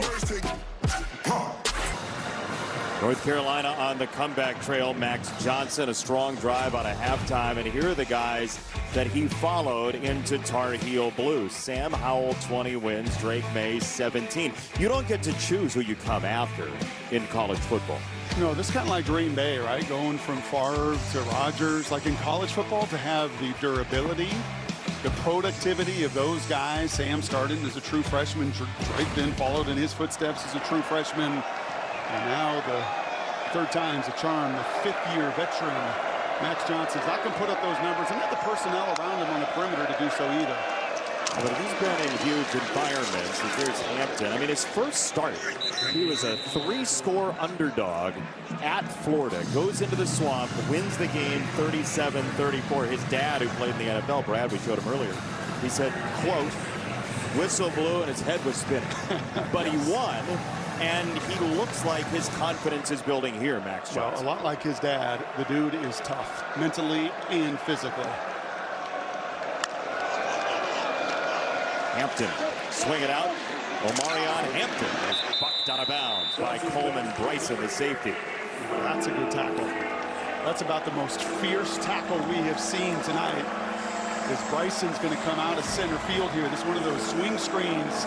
And he goes right for that football, right through. You cannot stop your feet against that monster. His high school coach created a word for it called EVAPs, meaning the guy evaporated when he tackled him. 3rd and 2 for Carolina.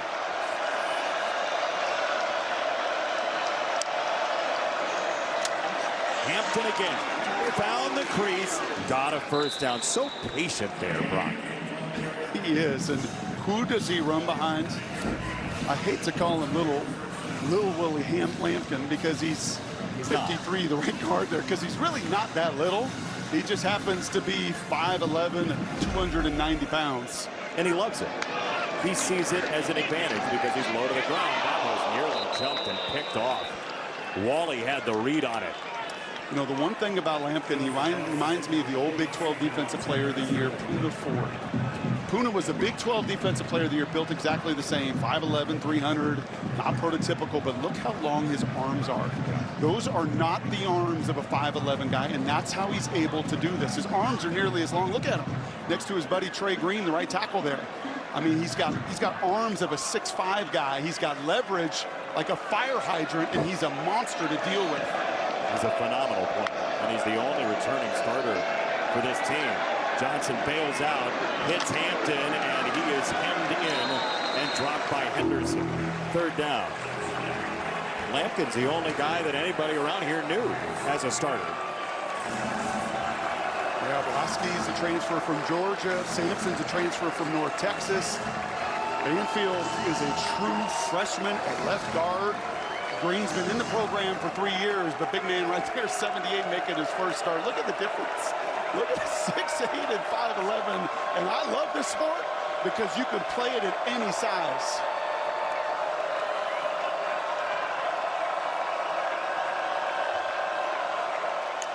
Third and 10.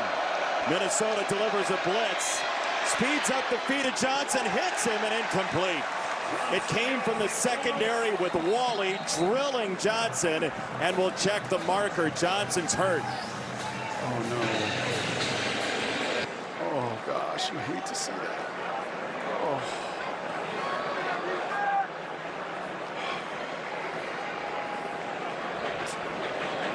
Holding.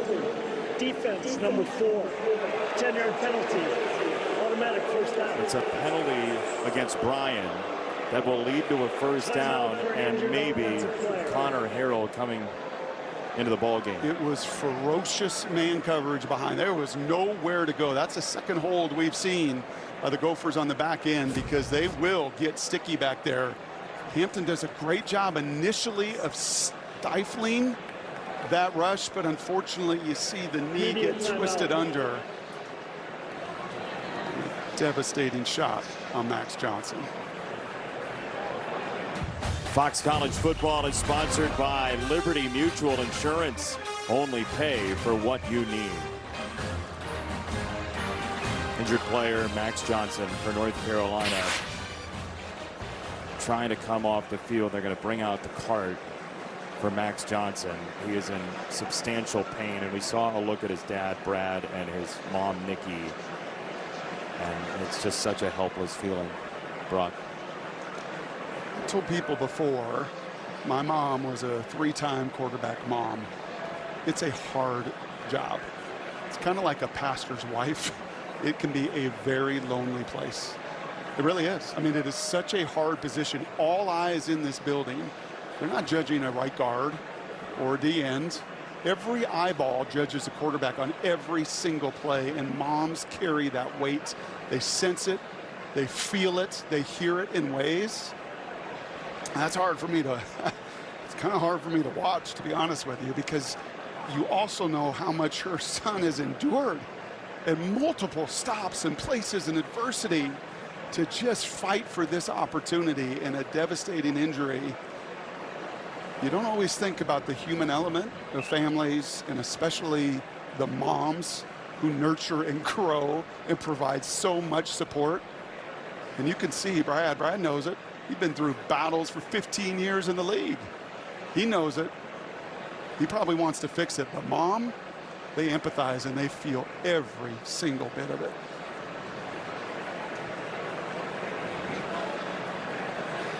You know, there's so much hope before a season starts and so much joy in this game and what it can be for a season, that maybe this season is going to be the one that changes the way everything goes in my career and life. Yeah. Bo Nix at Oregon after 3 years of some struggle at Auburn. And it's become such a transactional game, Jason, that when you get your time and you get your moment, you have to maximize it. I told you he is one mentally and emotionally and physically tough guy that has been through tremendous adversity before, but you can just tell with the way he couldn't even put an ounce of weight on that lower leg.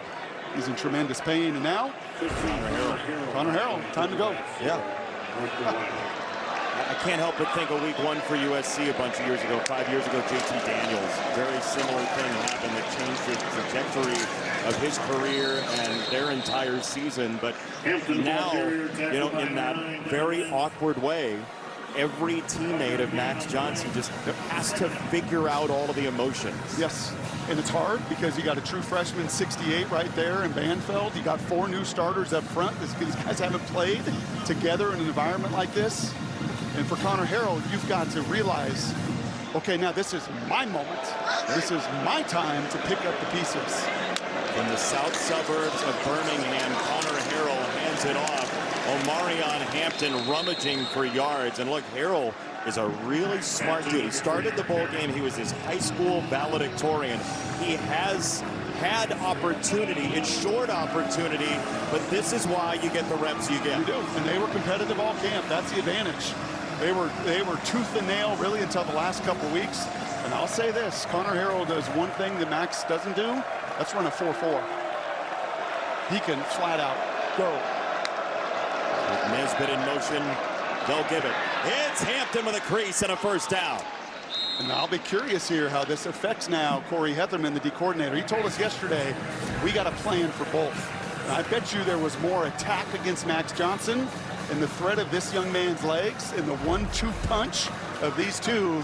He's going to have to adjust. So how hard is it to retrain your players midstream in a game if you're going to adjust that much? Really tough in season. The fact that you've had a month of training camp, not as difficult. You have spent a lot of time. They told us really clearly, we prepared for both of them. As you see, just Hampton, he just doesn't tire. But for that guy right there, Corey Heatherman's got the most difficult job now to adjust on the fly to a very athletic quarterback. Hampton now over 2,000 yards for his career.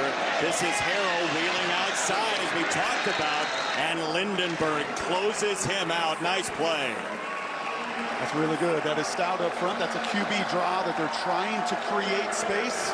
But Harrell sees a wall. He sees Lindenberg. He sees 3 Gophers pursuing.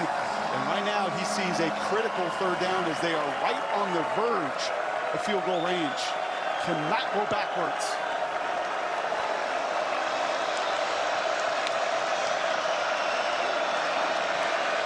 Harrell loads the time. This is short, incomplete. He wanted Phillips, the freshman. What do you do here, Brock? 4th and 8. If you trust your kicker, and Noah last year was 19 to 20, now a long of just 48 yards.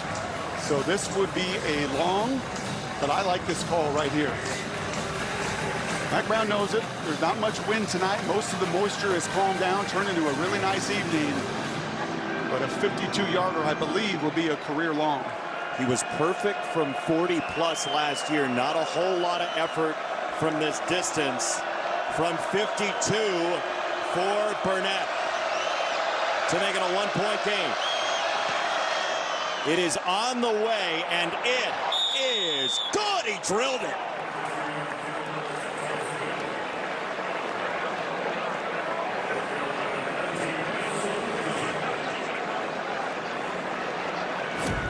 That's big time. I mean, 19 to 20 last year, perfect on PATs, big time. And you could see it right from the jump. I mean, that ball got up in a hurry. Sometimes when you're trying a new long, what happens? You try to drive that ball, you kick it a little lower, and nice, again, 5-minute ball possession drive. I mean, say for 3 plays, they own this whole quarter, and you could see it. Best kicker mean mug you've ever seen? That's coach gave me a chance, and I delivered face. Love that. We got a ball game, my friends. And we knew it coming in here. It was going to look and feel like this.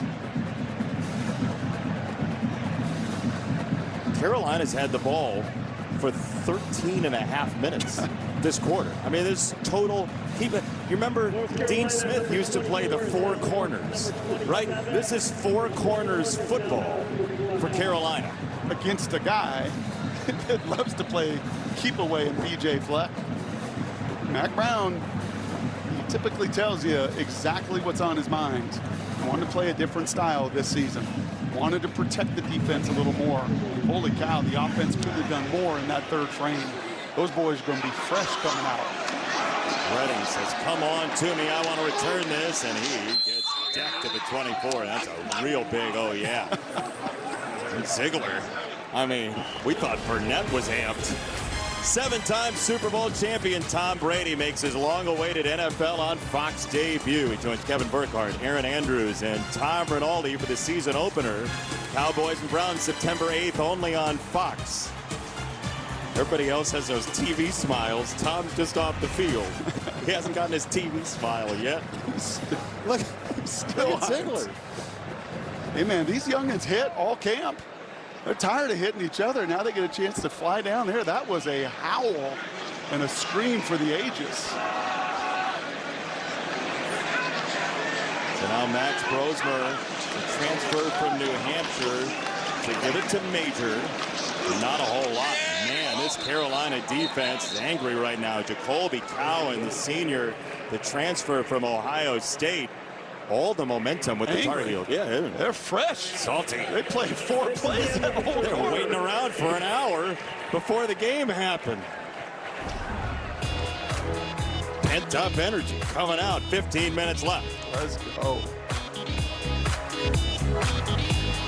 Noon is back with an epic performance from MGK. Then Drew Aller and Penn State take on West Virginia. Watch out! It's Big Noon Saturday, only on Fox.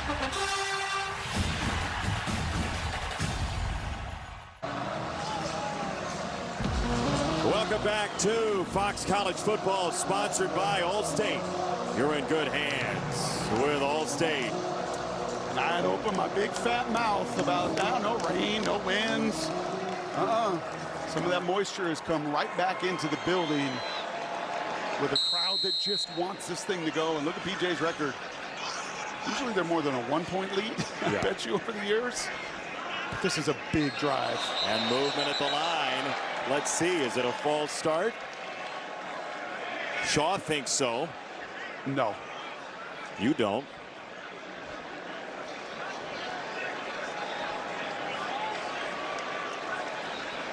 If Shaw crosses the line and forces the movement.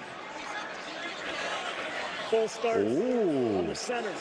5-yard Shaw penalty. was right. Second out. Oh, Those crafty centers. he wasn't even pointing at the center. By the way, he's pointing at Tyler Cooper, He was. the left guard. He wasn't even looking at the center. He is in the backfield as the center. Yeah, he leans. The center does lean, and that is what Rucker is reacting to. One of the young puppies, the only young puppy on that offensive line. Third start, first of his career at center for Greg Johnson. Replacing Nathan Bowe. Second and 15. Brosmer, quick set. Got it out fast and got it complete to the sideline. It's Daniel Jackson with his second catch and his third touch. I was just saying to you during the timeout, number 9's got to get involved. Max Brosmer's going to have to make a play, but he is your best perimeter player, Daniel Jackson, by a long ways. He had a rush earlier for nothing, one reception for 20, the final 15. If you're Greg Harbaugh, the OC, find a way. And that was the plan anyway. Jet sweep, screens, get the ball out quickly. Let number 9 be a factor. He came here because of Rashad Bateman and Tyler Johnson that 2019 season. He saw what they did and wanted to replicate it. Jackson in motion. Into the slot. Brosmer steps up and trips. Down he goes.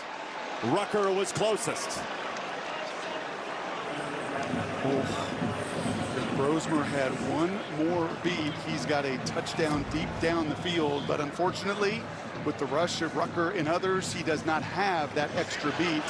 You see the crossing routes, nobody is there. But watch right here in the middle.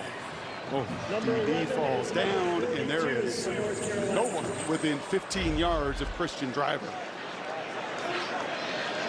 That was Caleb Koss, the nickelback, who lost his footing. Brosmer lost his eyes there, and yet again, another punt. Off the fourth sack for Carolina. This punt up the sideline to the 43. Pretty good field position for North Carolina. Trying to take the lead. The Tar Heels on the comeback trail all second half in Minneapolis in the season opener. Fox College Football is sponsored by Pacific Life, creating financial security for nearly 160 years. You see the oars on the wall that PJ Fleck sends to people who are in need. The row the boat mantra, you can't help but think of Casey O'Brien, the Gopher player who came into a couple games to hold. He was in remission. The cancer is back. He's asked for help, and just one of those guys that means so much to this program. And just awful news this week. And PJ Fleck, you couldn't help but see how much that young man matters to him to talk to. He said he never asked for anything. It's the first time in his life he has, and to see the outpouring of love and the resources and the support, phenomenal. North Carolina football once again. Harrell spits it out wide. McCollum breaks a tackle and turns it upfield for a couple. Back to the last third down. This is pretty cool here. Okay, a couple things. Number one, a young guy and a veteran guy. These two are going to bracket the go-to receiver. Brosmer's looking here, and there's nowhere to go. And you can see, unfortunately, the receiver Driver going deep, but his eyes weren't there. Kudos to the guys on the back end of that secondary. Matt Brown was talking about the secondary's experience. They take away Jackson, Brosmer loses sight, and the shot to Driver down the field. Everything can change so quickly as Carolina's offense has outpaced itself from 2 quarters in that third quarter. How about Harrell on the move here?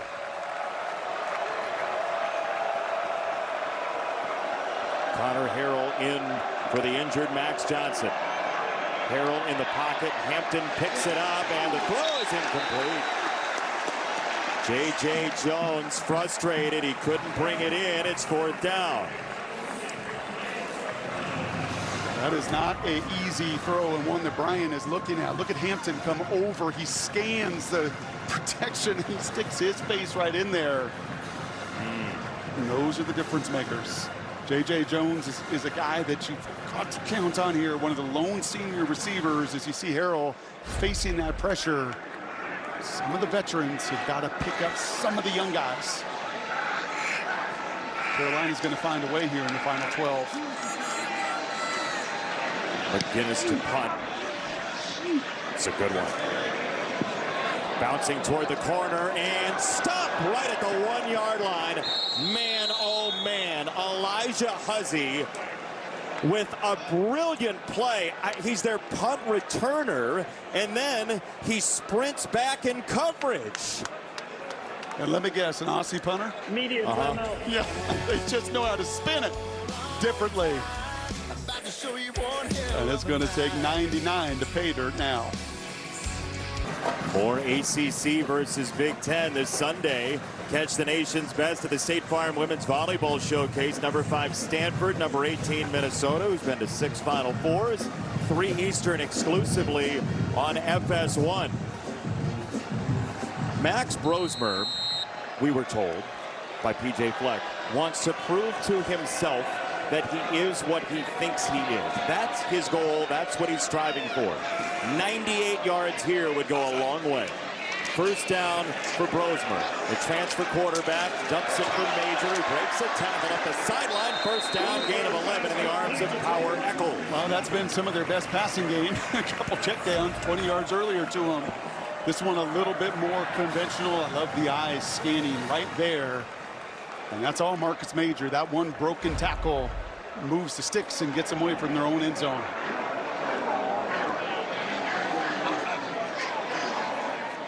Brosmer again, stepping up and running.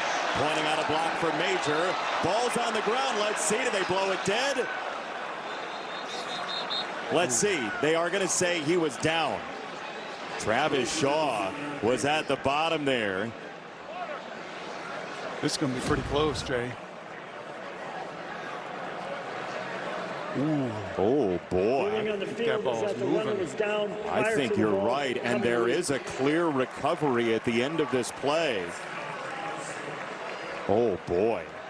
Amari Campbell and his club punched it out if it was out. That is what you call a shot on goal. Jeff Collins teaches it, they practice it, they rep it, and he even said to us yesterday, I kind of hope Amari gets a shot on goal with that club. And I'll tell you this too, as we bring in Mike Pereira, the reaction of Brosmer told me that he knew, right? I got the sense that he knew that ball was out. Mike Pereira, what are you seeing? That's really interesting, Brock, because I look at that too, that reaction. I mean, it's really close, but it's out. I mean, the knee almost gets down, but the ball just rolls out before that. So then you get into, you know, the clear recovery, which there was. So as I look at this, I think it's a turnover and a fumble and a recovery by the defense, and really should be North Carolina's ball. Mike, can I ask you just kind of a dumb question? You don't have any dumb questions. Well, is that club an advantage in this situation? Review, the ball came loose prior to the runner being down. Was recovered by North Carolina at the 22-yard line. It will be 1st and 10 for North Carolina. Great call, Mike. I think that it could be, but remember, any club has to be padded sufficiently with the foam so it doesn't have an impact, doesn't become a safety issue. But yes, just with the mass alone, the added mass alone, that might affect the ball getting punched out. And that is an interesting point. Well, Mike, thank you. You got to be one tough sucker to play with a broken hand as he's had to endure all camp. And Max Brosmer's reaction and all them pellets on his face told me he knew that ball was out. And a great job by Shaw to play through the end of the proceedings. First down, North Carolina from the 22, wrapping on the door.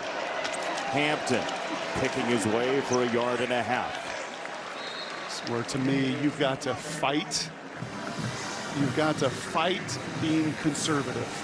You've got an excellent kicker. Your defense has hardly played this entire second half. It's one of those moments where I would love to be in the headset of Chip Lindsey and Matt Brown. How do we want to play this? Unlike Max Brosmer with 6 years of experience, this is a guy thrown in the fire here with one start under his belt in Harrell.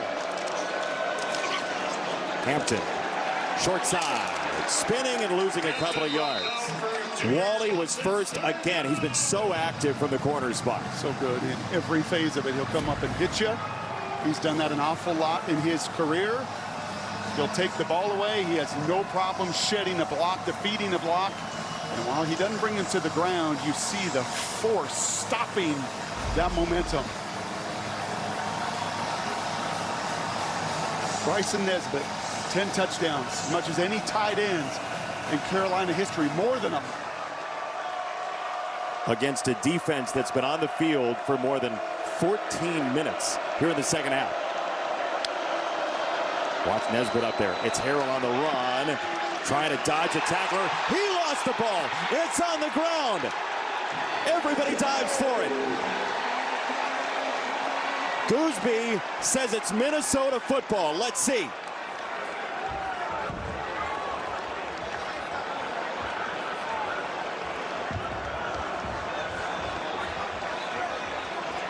Joyner punched it out, and it's going to be Carolina football, to the jeers of the folks who are not as Minnesota nice as they might have been. Wow. QB draw, try to play conservative, and look at Joyner, the experience, the 5 years, slow the game down, and he too punched that ball out. But this time, bounces the way of Carolina. Noah Burnett hit from 52. This from 42 for the Tar Heel lead. It's on the way, and it is true again. Noah Burnett is nails, and Mack Brown loves it. Huge turnovers in this game, Brock. How's this thing going to end? Just inches away, both sides. This one a turnover. Burnett stealing. North Carolina has continued to play make it, take it, basically, against Minnesota, 16-14, and you see the play discrepancy. It's massive. You can feel it. Look at the energy there.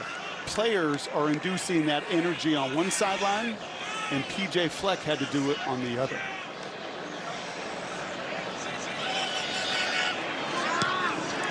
Minnesota will get it back. Time now for Above and Beyond, sponsored by Jersey Mike's. Be a sub above. It's the two tailbacks so far. Yeah, we do coming into this thing. We thought it might be Darius Taylor. He's out. Marcus Major has filled in admirably. He's had a couple of their best receptions as well. Hampton, oh, by the way, who was on the bottom of the pile? One of the bigger plays of the whole night. Yep. He was the one that fought, didn't give up on that play, went and got that fumble so they could kick and take the lead. The longest pass tonight is what? 20 for either team. That's borderline incomprehensible in today's college football. Well, Minnesota's longest pass play last year was what? 39. Okay, that's borderline incomprehensible. No, that is incomprehensible. Okay. Yes. We crossed the borderline. But this is a team that's won 9 games or more, 3 of the last 5 years, trying to dig themselves out of a 2-point hole from the 25. Grosmer flees the pocket. Ritzie, and he collapses on him. Jabari Ritzie has been massive tonight. Well, the guys down the field have been pretty good too, because Brosmer's looking to push the ball, and there is nowhere. PJ keeps blowing those bubbles, and he's like, man, they are doubling Jackson. They're running with everybody else. Jeff Collins' crew has got answers, and then all of a sudden, unlike at New Hampshire, you know what there weren't in New Hampshire? 290-pound DNs that chase you down. That's what he is. A 4-star, one of the top 300 players in the country, one of those veteran guys whose light is bright at the end of the tunnel of his career, and he's showing out tonight like the rest of his boys up front. His first game was the first game out of COVID at Lane Stadium in Virginia Tech, a loss for Carolina in a huge spot, trying to protect week 1 here. That's a throw to the sideline. Jackson escapes the handcuffs and gets to the 40-yard line. Wow.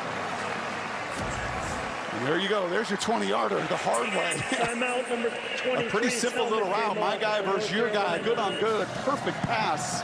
And for the rare occasion, I don't know what Stick Lane was doing, number 1 here. Head down, just flying in. But Jackson breaks 2, and the senior says, enough. Put this ball on my chest and let me do something. 40 seconds for a defensive player's helmet taken off. been pretty sound defensively, and these safeties in lane have been excellent. But that time, that's one of those, I'll just take it for granted. I'll run into him. He's already basically tackled. And whether it's the opener or week 10, you cannot take one play for granted. Caleb LaValle just put his helmet on as they reset the play clock from the 40. It's a run, and it's a quarter of a yard for Major. That's Ritzy one more time.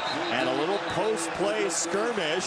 Some jawing between Ritzy and Major.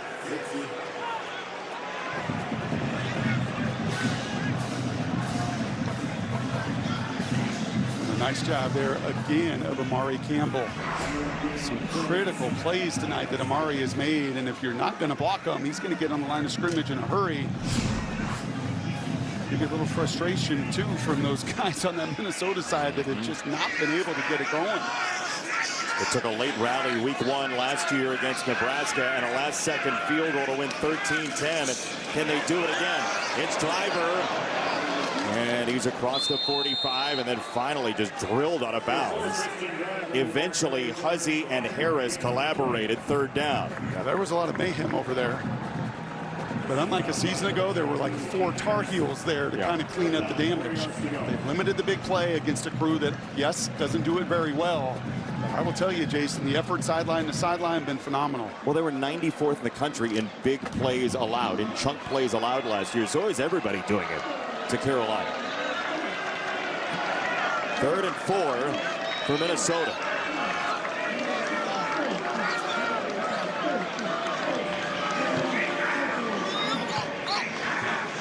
With Brockington in motion. Brosmer hit, stays upright. Brosmer! Oh man, what a play.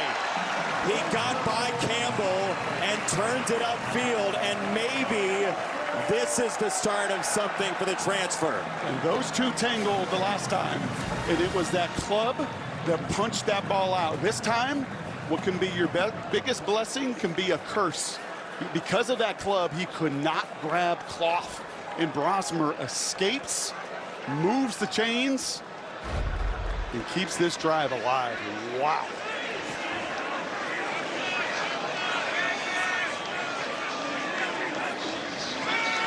Brosmer, first down throw.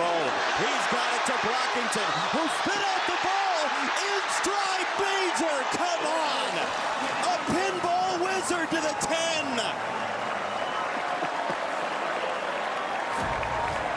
That is ludicrous.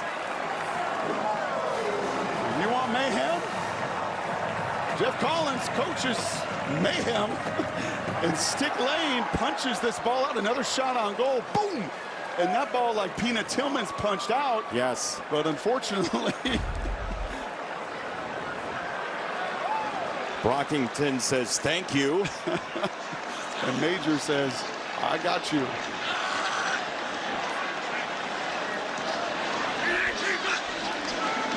Brosmer fires. End zone incomplete. Off the hands of Spencer.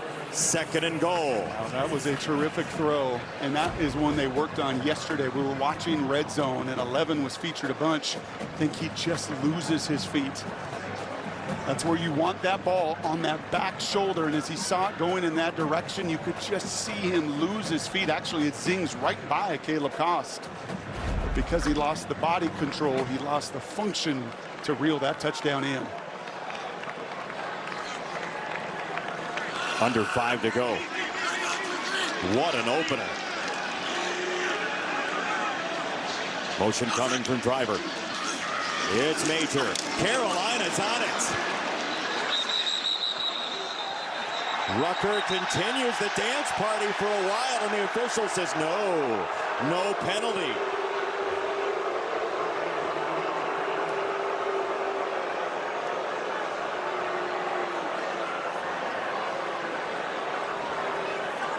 It's Ron Kay, the center judge, who shook his head immediately and said no penalty.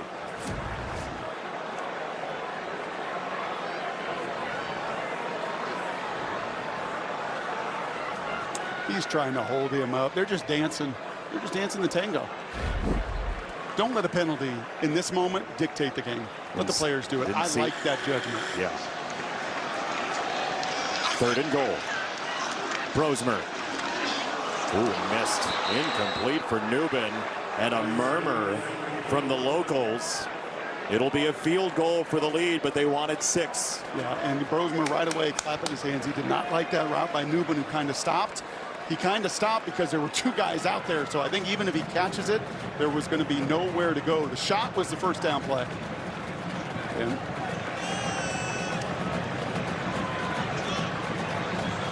redemption time. He missed a shorty earlier. Dragan Kesic. He couldn't set it up better, right down the middle of the sticks this time.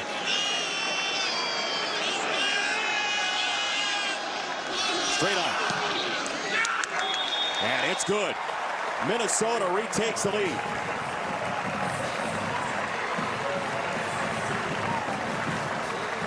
Time to take a look at our Pacific Life Games summary, sponsored by Pacific Life, creating financial security for nearly 160 years. Well, this one's been just an absolute grind for like every inch. That was Max Johnson's first touchdown of the game by the nose of the football. This one's about a foot behind. That's it. And that was a huge play that turned momentum. The interception by Wally.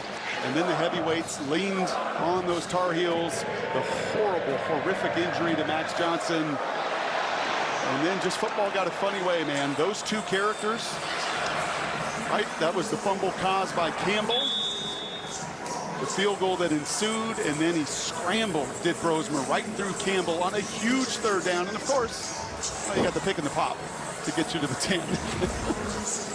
I mean, just like a mix of a grind and chaos. You see that as often as you see a corded phone. Brosmer was on a landline telephone, which is as rare as that bounce to major. And you know what I guess is that all comes out of my mouth? Chris Peterson back in studios going, oh, but Brock. Have you not watched season openers in college football? We get no preseason. Haven't you learned anything through all your years of doing this? I know Max Brosmer's learned an awful lot tonight through these 56 minutes, and we'll see if he's get another opportunity.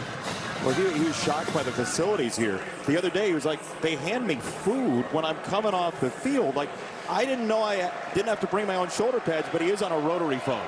So there is still some history here. 17-16 Gophers. Carolina just 205 total yards tonight. Harrell addresses Hampton on the run. Man, is he fast on the gas pedal. Gosh, he just gets to that gear so fast. A little delayed draw right here between the 2. I like this. Kind of awkward running right into him. So Hampton's got to break the quarterback's tackle, got to break the linebacker's tackle. One of the best in America. It's him and the big boy Ollie Gordon at Oklahoma State. Those 2 going to be putting up some significant numbers this season, and he is carrying this offense. 125 yards. 3 shy of his career high in carries. Harrell pops it over the top, right down the sideline. That's a wide open J.J. Jones. 32 yards. And you pull out the old triple option. Justin Wally has been so good on that edge, but he's in man coverage, and that's his man. So that's the beauty of having an active, athletic quarterback that can pull it and run it. And Wally is thinking, I got to go make this tackle. And the biggest play of Connor Harrell's life, right there, delivers. Remember, there is a 2-minute stoppage. It's Hampton inviting contact down to the 26. Yeah, not a surprise that 2 veteran coaches have done a tremendous job of keeping those timeouts in the holster in such a tightly contested affair.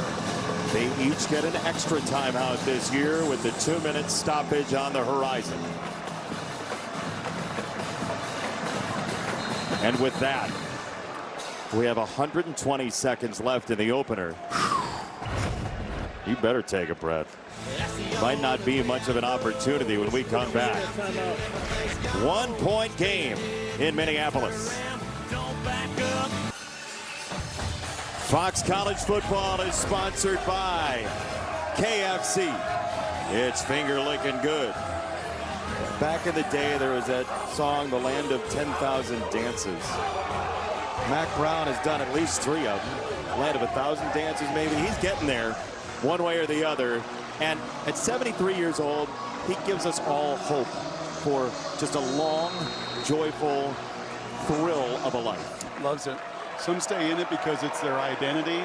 He's stayed in it because it's his love. His team is down 1. Second down out of the 2-minute stoppage to the 24. Joyner the stop on Hampton.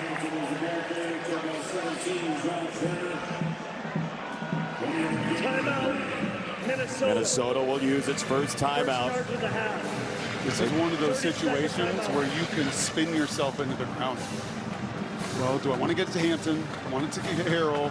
Do I want to do the triple option defensively? Well, we got to prepare for Hampton. I got to throw artillery at the line of scrimmage. They've not thrown it over our heads, not even once. Been very little execution at all in the passing game other than that little triple option throw. This is these are the calls. These are the calls in the moments as coordinators in the chess match where you get paid to do your job.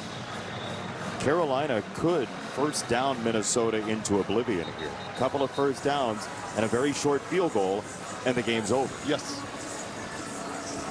What will Chip Lindsey call? And how different, again, that it is Connor Harrell, not Max Johnson. But you also have got to empower young people to go play to their strength. And you got the whole field here to his right side. Gosh, I'm always a fan of just letting athletes do their thing in these moments. 3rd and 5. Harrell tucks it and loses yardage. Jack Henderson was there first. Timeout, Minnesota. Now, this is off the hash mark, and it's a longer kick. Burnett has been outstanding, the kicker for North Carolina tonight. Yeah, and if you had any question what Minnesota was doing defensively, just look at the number of hats 5 yards from the line of scrimmage. Even Coleman Bryson, the last line of defense, is creeping to about 7 yards. They were going to dare Carolina to throw it over their head, and instead Mack Brown and staff trust one of the most reliable kickers in all of college football. Duke fans know that he can make a game winner. He hit from 43 against the Blue Devils on a 19 for 20 last year. Burnett with a 52-yarder already tonight. This will be from 45 for the lead.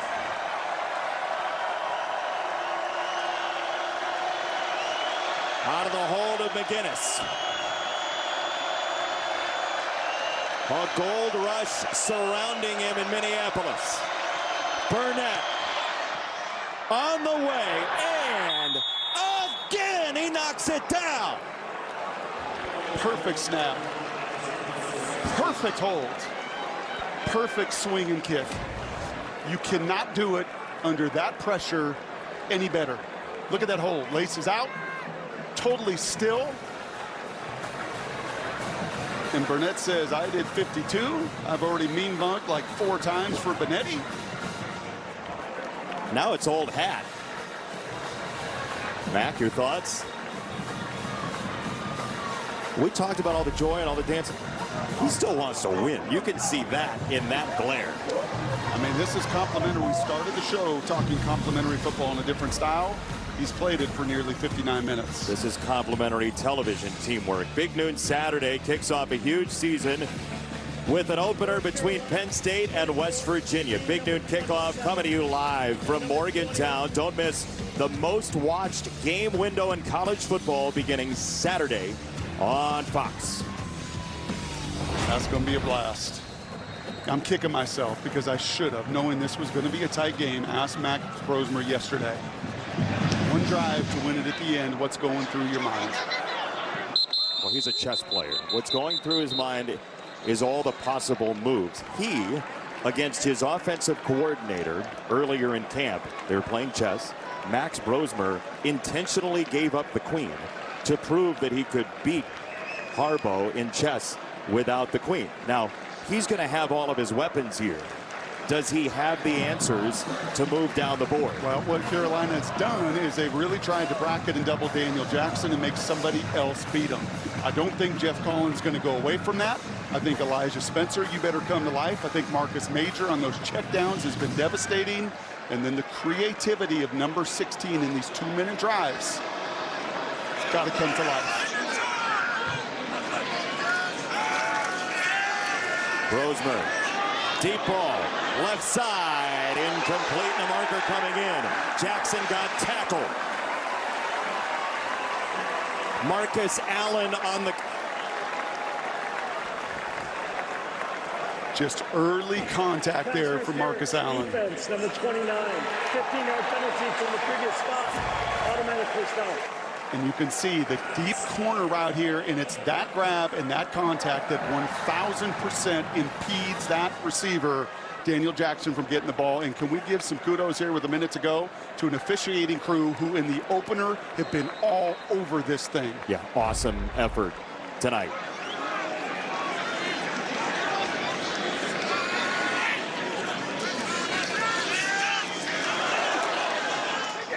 It's on target. Spencer breaking tackles. He's across the 40. Rucker nearly got there. You're just going to have to trust me because the moment's too big, Jason, but this ball is out of Brosmer's hands 2 steps before Spencer breaks. That's 5 years of experience in throwing a guy open, and Spencer delivering on the other end. On first down, Brosmer. Quick throw to the outside again. Caught by Jackson. Certainly field goal range. Kesich was 3 for 4 from 50+ last year.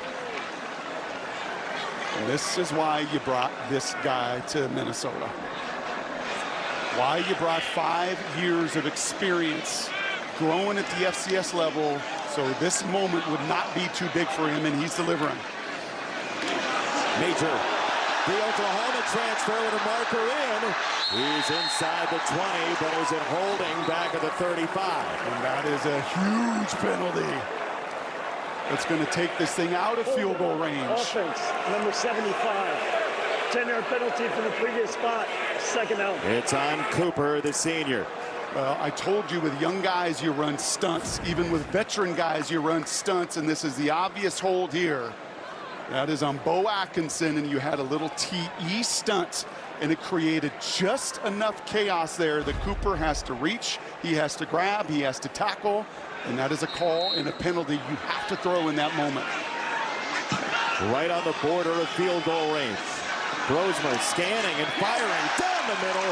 Got a completion to the 33-yard line. Jamison Gears. 1 timeout for Minnesota. Brosmer's got to hustle. If you spike it, you've got to kick it. A lot of confusion here. A lot of confusion, Jason. 3rd and 3. It's a run. They're playing for the field goal, and it is a first down. It's Newbin on the carry. 1 timeout remaining. Right back to the line. PJ says go. 10 seconds. They will spike it.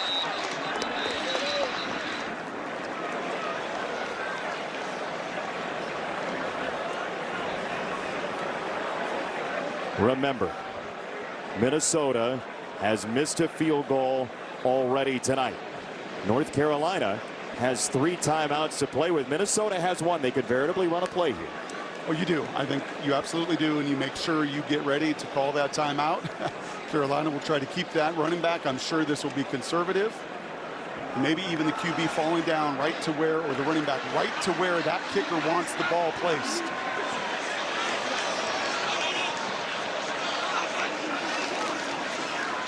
Major straight ahead. They'll use the timeout, and we have a field goal chance to win. That's interesting because he missed. Final timeout, it was Minnesota. a little further on that right hash, and it was closer in, so a little tougher angle. But this was early to the shock of everybody in this building. Once again, 23 of 27 a year ago. But it was more towards that hash. I'm a little surprised you didn't just try to line this thing up right in the middle of the field. But they love this dude. I mean, he's their Jokic. He really is. He is beloved by all his teammates. He's Serbian. He's an unbelievable athlete. He's 6'5", 230, and can run. And as PJ said, like, NFL's going to love him because with the new kickoff rules, you got to sometimes tackle and account for a gap. And this dude's not a kicker. He's a football player. They're playing I Won't Back Down over the loudspeaker in Minneapolis. And Brosmer did not back down. Delivered. And he can't even watch right now. It's awesome. Week 1. Tension to the sky. North Carolina has 3 timeouts. Dragan Kesic from 47. And we'll wait. Timeout, North Carolina. First charge. Remember, you can't use back-to-back timeouts, so this is the end of the line in the waiting room for the Gophers kicker. Do you know what I would pay to know, like VH1 or those MTV thought bubbles back in the day? Pop-up video. Oh my gosh. What is in his head? I got this. I got this. I got it right down the middle. Right down the middle. Like, that is what you have to self-talk. I would believe I've never been a kicker. But I have to think, just like Brosmer had to do on that drive. Doesn't matter. Holding call, doesn't matter. Doesn't matter. Beers hardly had, what, 4 catches in his career. Gears, I'm going to find a way to get it to him. Here we go. Don't worry. The happiness of an entire state is in your hands. And you've got to live for these moments. Kesic walks it off. From 47. On the way. It is no good.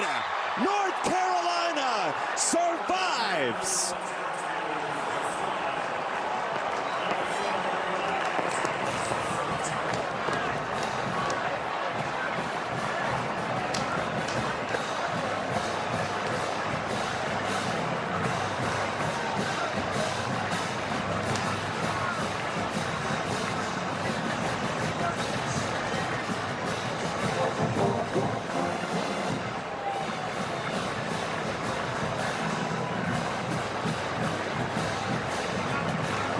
The heart thumping of college football cannot be beat.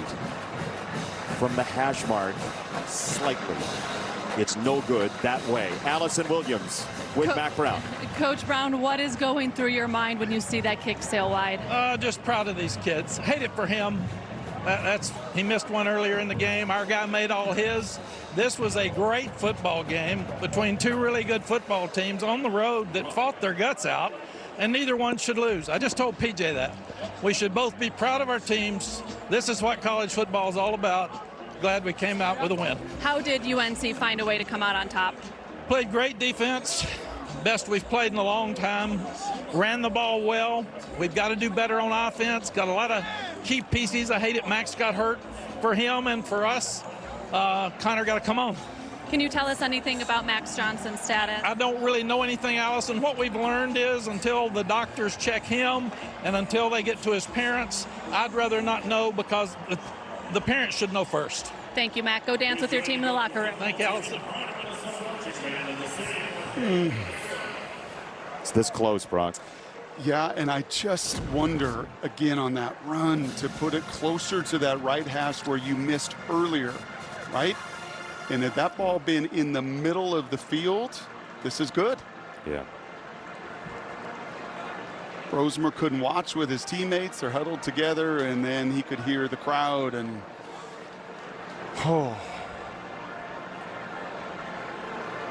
and how this stings that much more, Jason, is for the last 4 weeks you have readied yourself for this one. Yeah.